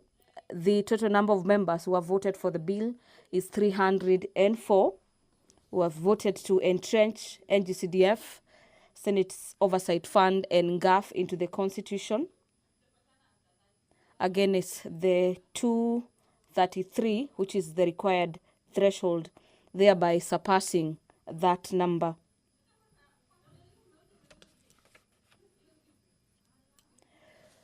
Upon the lapse of the 5 minutes directed by the Speaker, the Sergeant at Arms will be directed to draw the bars and close the doors for the House to vote for the Constitution of Kenya Amendment Bill at the third reading. Again, our dear viewers, the Constitution of Kenya Amendment Bill is a bill that is seeking to entrench NGCDF, Senate Oversight Fund, and the National Government Affirmative Action Fund into the Constitution.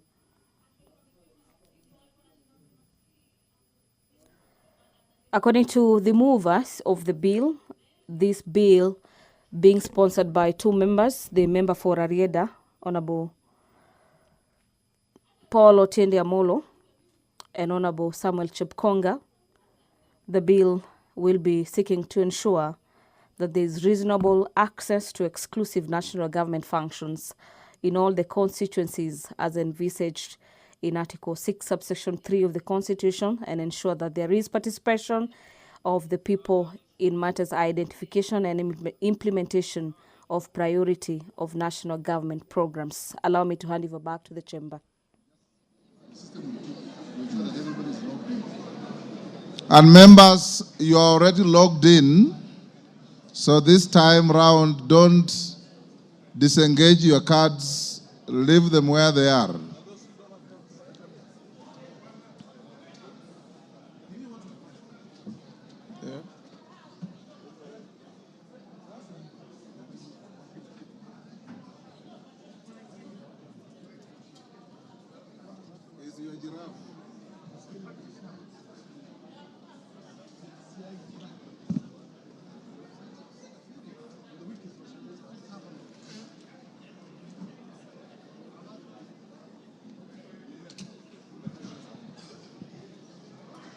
Members who recessed to the rear,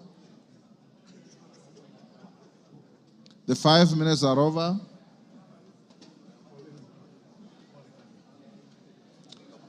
I now order the doors to be closed, to be locked.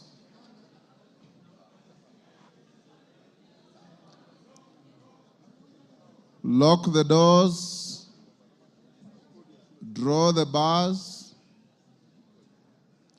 Members, get to your seats.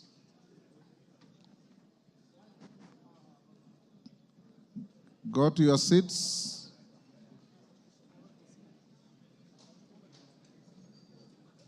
Now, in the interest of time, members whose gadgets malfunctioned, we don't have to wait to start calling you. You can, as we go into the vote, you can start streaming to the table to record your vote. Members ready? Clerk, are you ready? Yeah? Don't log out. You are already logged in. If you haven't ensured that your machines are working, your gadgets, don't vote until I tell you to. I'm waiting for you.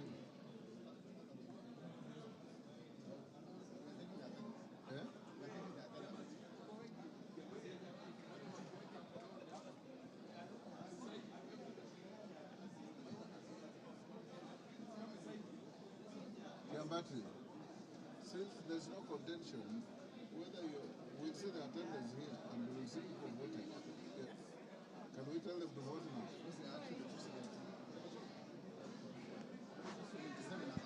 Yes. You can now vote. The clerk say, hold on a little. Clerks, be efficient. Ready? Yes. So you hold. I'm told the clock is still ticking.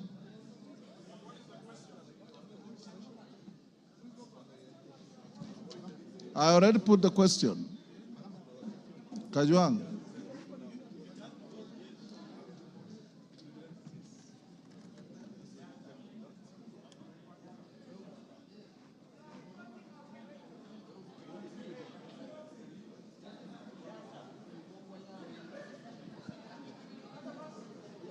Order, Elisha.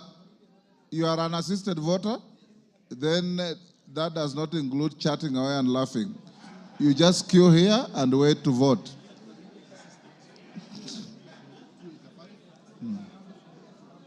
Ready?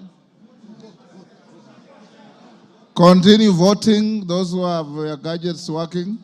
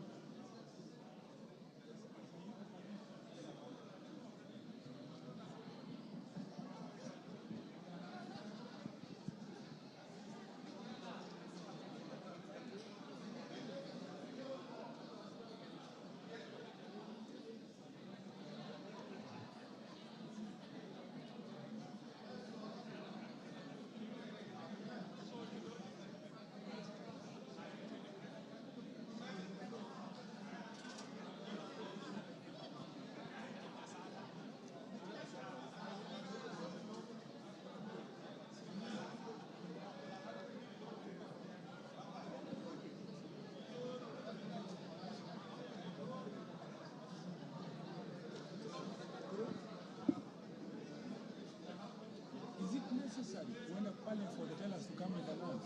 No. Just be here to assist. Huh? Assist the...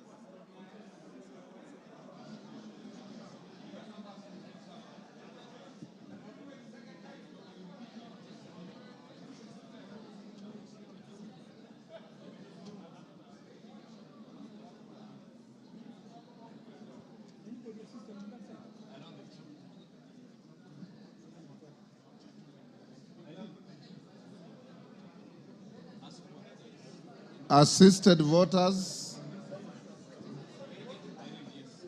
There was Mrembo, there was Nganga. Or now your machine has worked.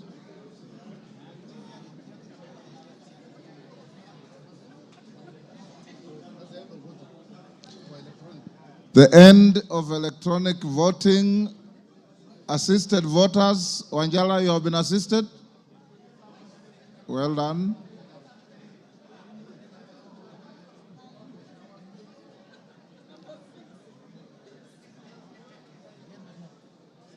Taitum, you are also an assisted voter. The gadget is not working. What am I going to do?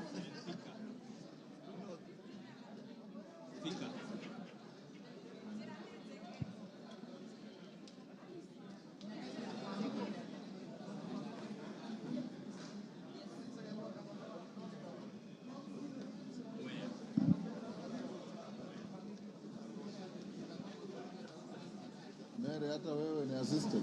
But my machine is not going off. Yes.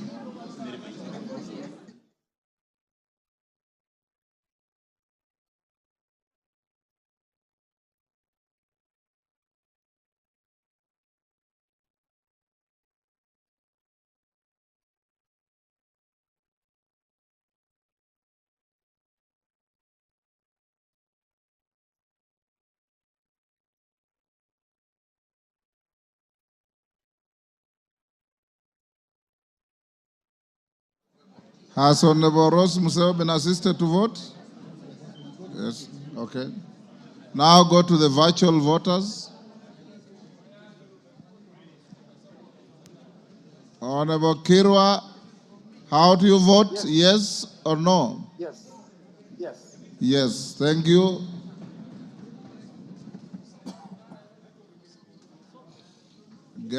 Thank you, Honorable Kirwa. Get Honorable Samal. Thank you.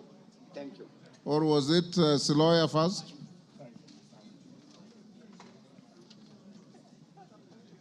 Yes. Honorable Siloya, how do you vote? Yes or no? Yes. Thank you.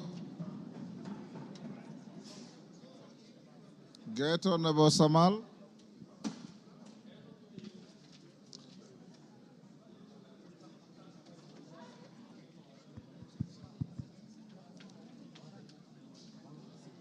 Honorable Samal, how do you vote? Yes or no?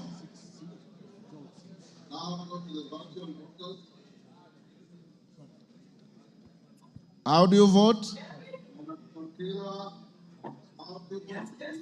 Yes. Thank you. Thank you. Is Wambilianga available now? Yes. Thank you. You can discharge on Wasamal from the screen. Yes. And his lawyer.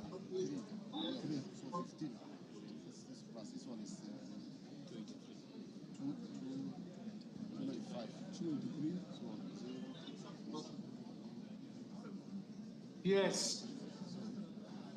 Did we lose some members? Yes.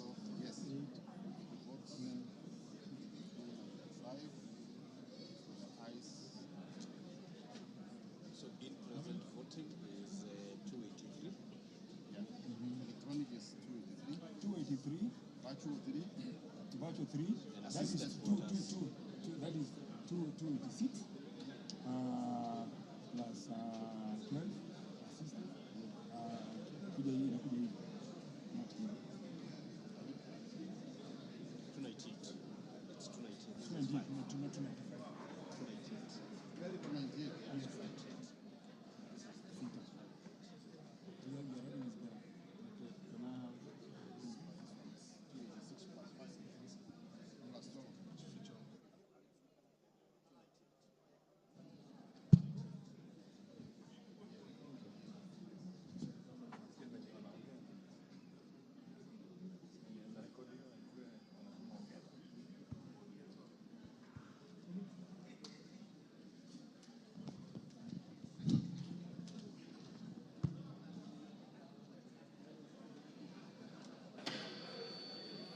Order, honorable members.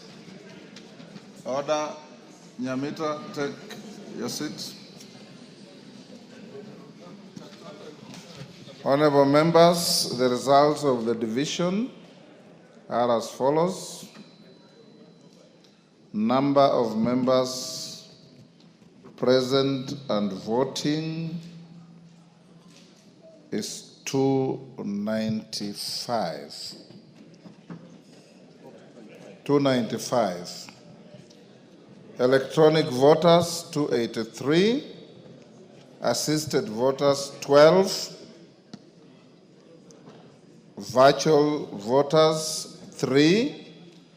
Total, 298. So the results of the division is as follows. Ayes, 298. Nays, 0. Abstentions, 0. So the ayes have it.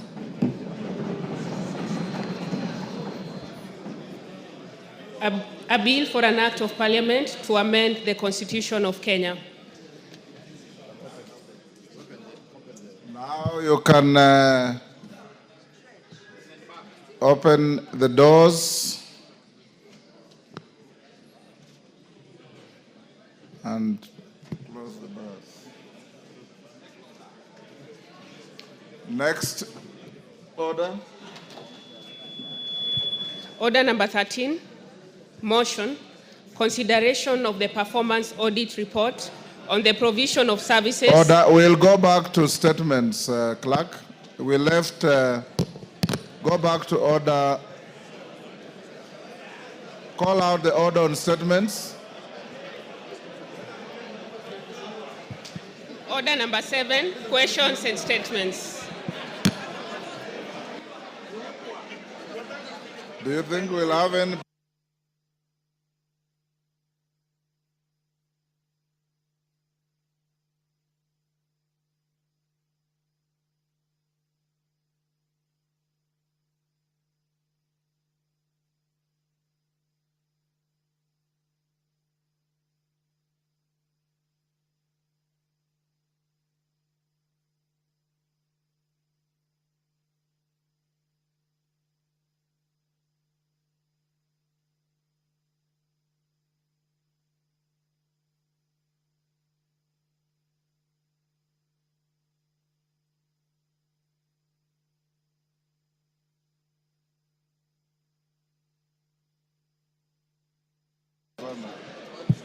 Members who had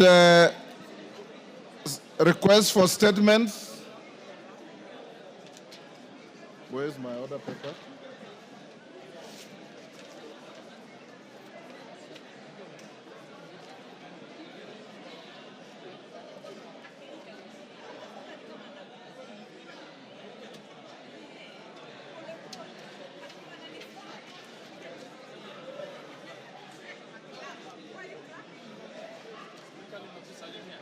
Baba, habari.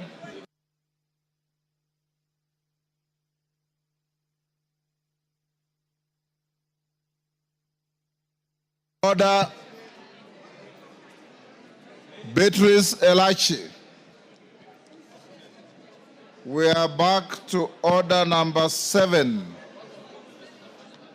The following members had requested to request for statements: Elachi, member for Isiolo. Elachi, go ahead. Give Elachi the mic. Thank you, Mr. Speaker. Mr. Speaker, I rise to request for a statement regarding the transitional mechanisms from the 844 to the competency-based curriculum education system. Honorable Speaker, pursuant to the provisions of Standing Order 44-2C, I wish to request for a statement from the chairperson of the Departmental Committee on Education regarding the mechanism of transitioning students who missed to sit the KCPE and KCSE examinations. Honorable Speaker, the rollout of competency-based curriculum CBC to replace the 844 system of education resulted in the Kenya National Examination Council (NEC) administering the last Kenya Certificate for Primary Education KCPE examinations under the 844 education system in 2023.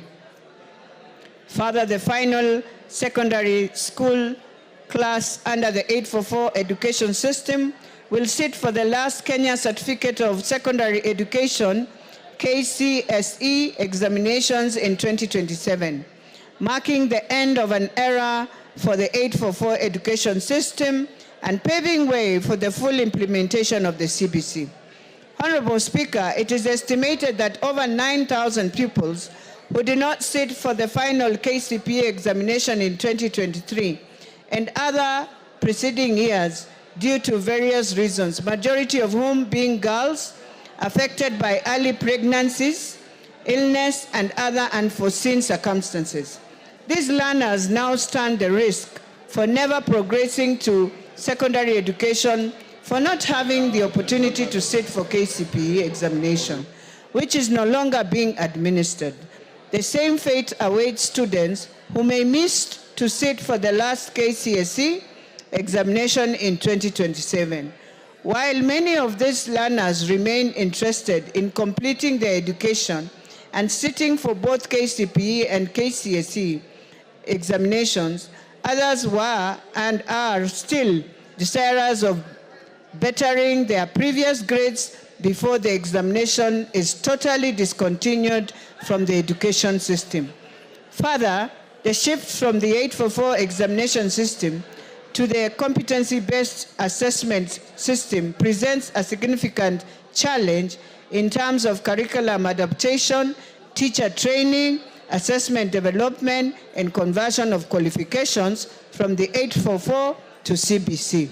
Honorable Speaker, it is against this background that I request for a statement from the chairperson of the Education Departmental Committee on Education on the following: measures that the Ministry of Education and the NEC have put in place to accommodate the learners who missed their KCPE exams under the 844 system, the conversion criteria for KCPE qualifications to the CBC assessment for purpose of transitioning to senior secondary school, the equivalent of secondary school under 844, clarification on whether there are any special arrangements, provisions, or remedial opportunities for these learners to sit their KCPE and subsequently KCSE exams, and the strategies the ministry is implementing to ensure students wishing to retake KCPE or repeat the KCSE examination will be allowed to do so until 2027, including measures for ensuring that those who might miss the last KCSE examinations in 2027 are not disadvantaged for transition to university and college education. Thank you, Mr. Speaker. Thank you. It was to which committee, Beatrice? Committee on Education. Chair Education, when can you respond? First week after recess? Yes, thank you. Thank you. After recess, Mr. Speaker. Member for Tarabach, Wajir. Member for Tarabach, Wajir. Go ahead. Thank you, Mr. Speaker. I am making a request for a statement regarding the funding for construction of the Wajir Tarbaj Kutulo Road. Honorable Speaker, pursuant to the provisions of Standing Order 44-2C, I rise to request for a statement from the chairperson of the Departmental Committee on Transport and Infrastructure regarding funding for the construction of Wajir Tarbaj Kutulo Road.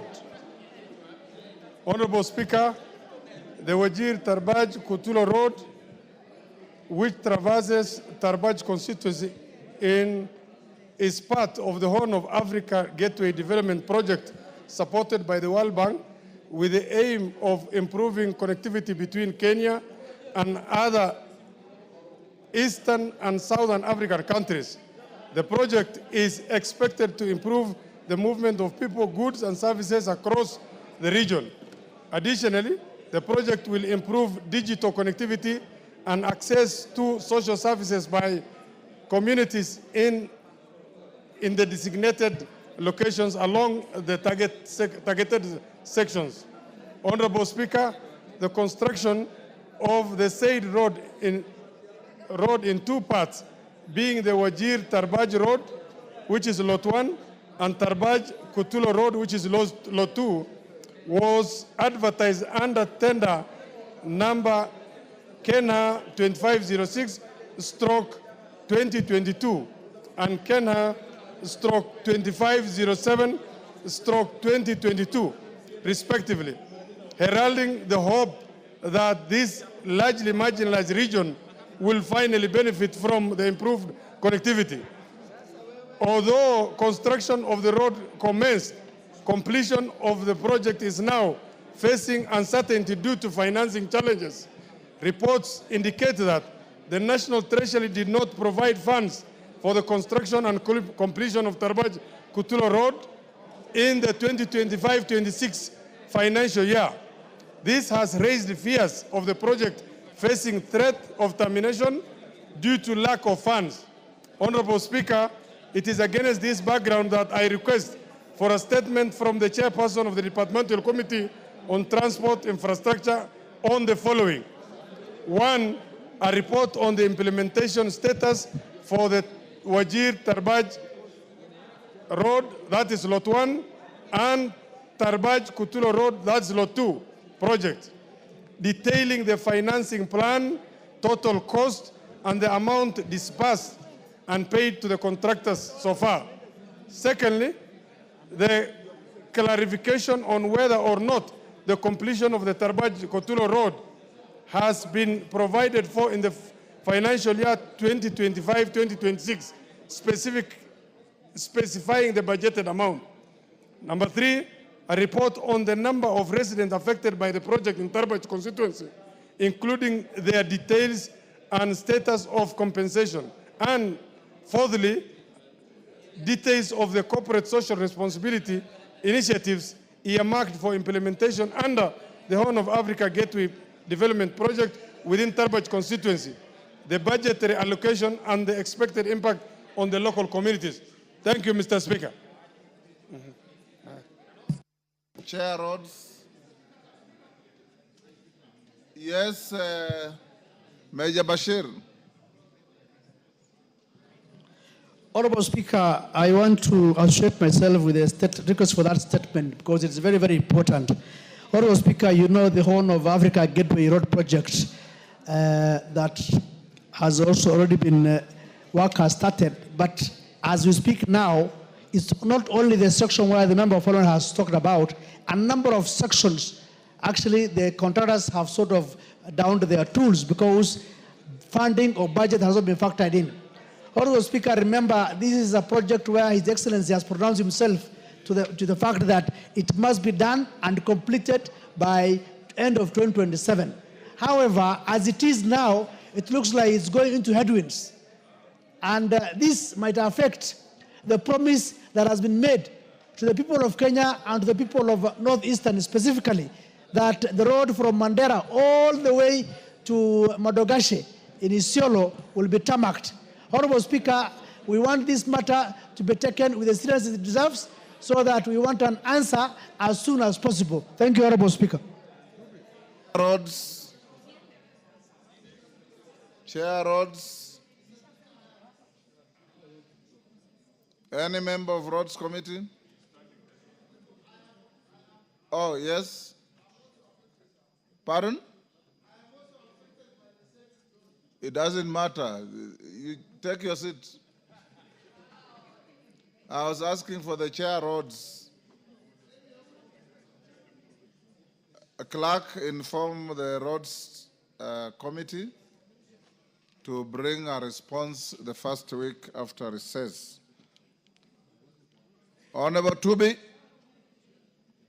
I thought you were trying to alert me to give you an opportunity to request for your statement. Yes, sure. Go ahead. Thank you, Mr. Speaker. Although I wanted to talk about that one. Just go to your statement. Because it starts from my county. The whole road, Horn of Africa starts from, and it has stopped. Anyway, thank you, Mr. Speaker.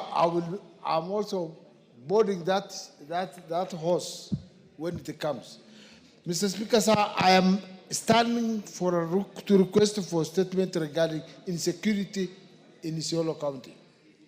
Honorable Speaker, pursuant to the provisions of Standing Order 442C, I wish to request for a statement from the chairperson of the Departmental Committee on Administration and Internal Security regarding insecurity in Isiolo County. Honorable Speaker, there have been reported cases of insecurity in Isiolo County allegedly by persons sponsored by the governor of Isiolo County. This has caused havoc to residents, including the members of the County Assembly of Isiolo. For instance, on June 25, 2025, the said group of assailants attempted to illegally invade the County Assembly during a sitting while debating on a motion on impeachment of the governor, resulting in destruction of properties and injury to persons. These security concerns that have deeply unsettled the residents of Isiolo County. In addition, on 10th June 2025, the said group of assailants invaded Isiolo County Assembly, vandalized the Assembly chamber, caused members of the County Assembly to flee for their safety. This state of affairs has created fear amongst residents and the general population. Additionally, the actions have negatively affected the economy of the residents. Honorable Speaker, it is against this background that I request for a statement from the chairperson of the Departmental Committee on Administration and Internal Security on the following. 1. A status report on the assessment of insecurity cases recorded in Isiolo County in the month of June, last month. 2. Immediate measures that the government is putting in place to address the recent surge in insecurity in Isiolo Council arising from whatever the activities of the County Assembly. 3. Measures being put in place to ensure that the safety of residents, including members of the County Assembly, is guaranteed. And Mr. Speaker, while I thank you for that, Right now, we are having 2 speakers of the county assembly in Isiolo. Honorable Truby. Yes. When you request for a statement, you only read what the speaker approved. Thank you, Mr. Speaker. I finished. Thank you. It was to which committee? Security. Where is Tongoyo? Any member of Security Committee? Caroline, you are a member of Security? You tell your chair to bring a response first week after recess. Thank you, Chair. I will communicate. I'm the speaker, not the chair. Thank you. Of the House. Thank you. Omanyo. Thank you, Mr. Speaker. Request for a statement on the operationalization of administrative units in Busia County. Honorable Speaker, pursuant to the provisions of Standing Order 44, 2, Section C, I rise to request for a statement from the chairperson of the Departmental Committee on Administration and Internal Security regarding inconsistencies in the operationalization of administrative units gazetted within Busia County. Honorable Speaker, the national government gazetted new divisions, locations and sublocations in Busia County as part of measures to enhance equitable access to government services and coordination of national government administration. However, the administrative units have been inconsistently and selectively operationalized in Teso sub-county, leaving out those within Busia County, Busia sub-county. They include Buhayo West Division, Mundika, Bugengi, Esikulu, Lunga, Buyosi, Murende, and Nasira locations, and Hungungu, Mundulusia, Budokomi, Munongo, Bukalama, Mujuru, Indoli, Sihabwa, Burumba, Bulanda, Mabale, Madele, Namikoye, Siamahanga, Nyibura, and Sikoma sublocations. Honorable Speaker, the inconsistencies in operationalization of administrative units in 2 sub-counties within Busia County disadvantages the residents of Buhayo sub-county in the access to critical government services, including security and recruitment opportunities such as teachers, police officers, and Kenya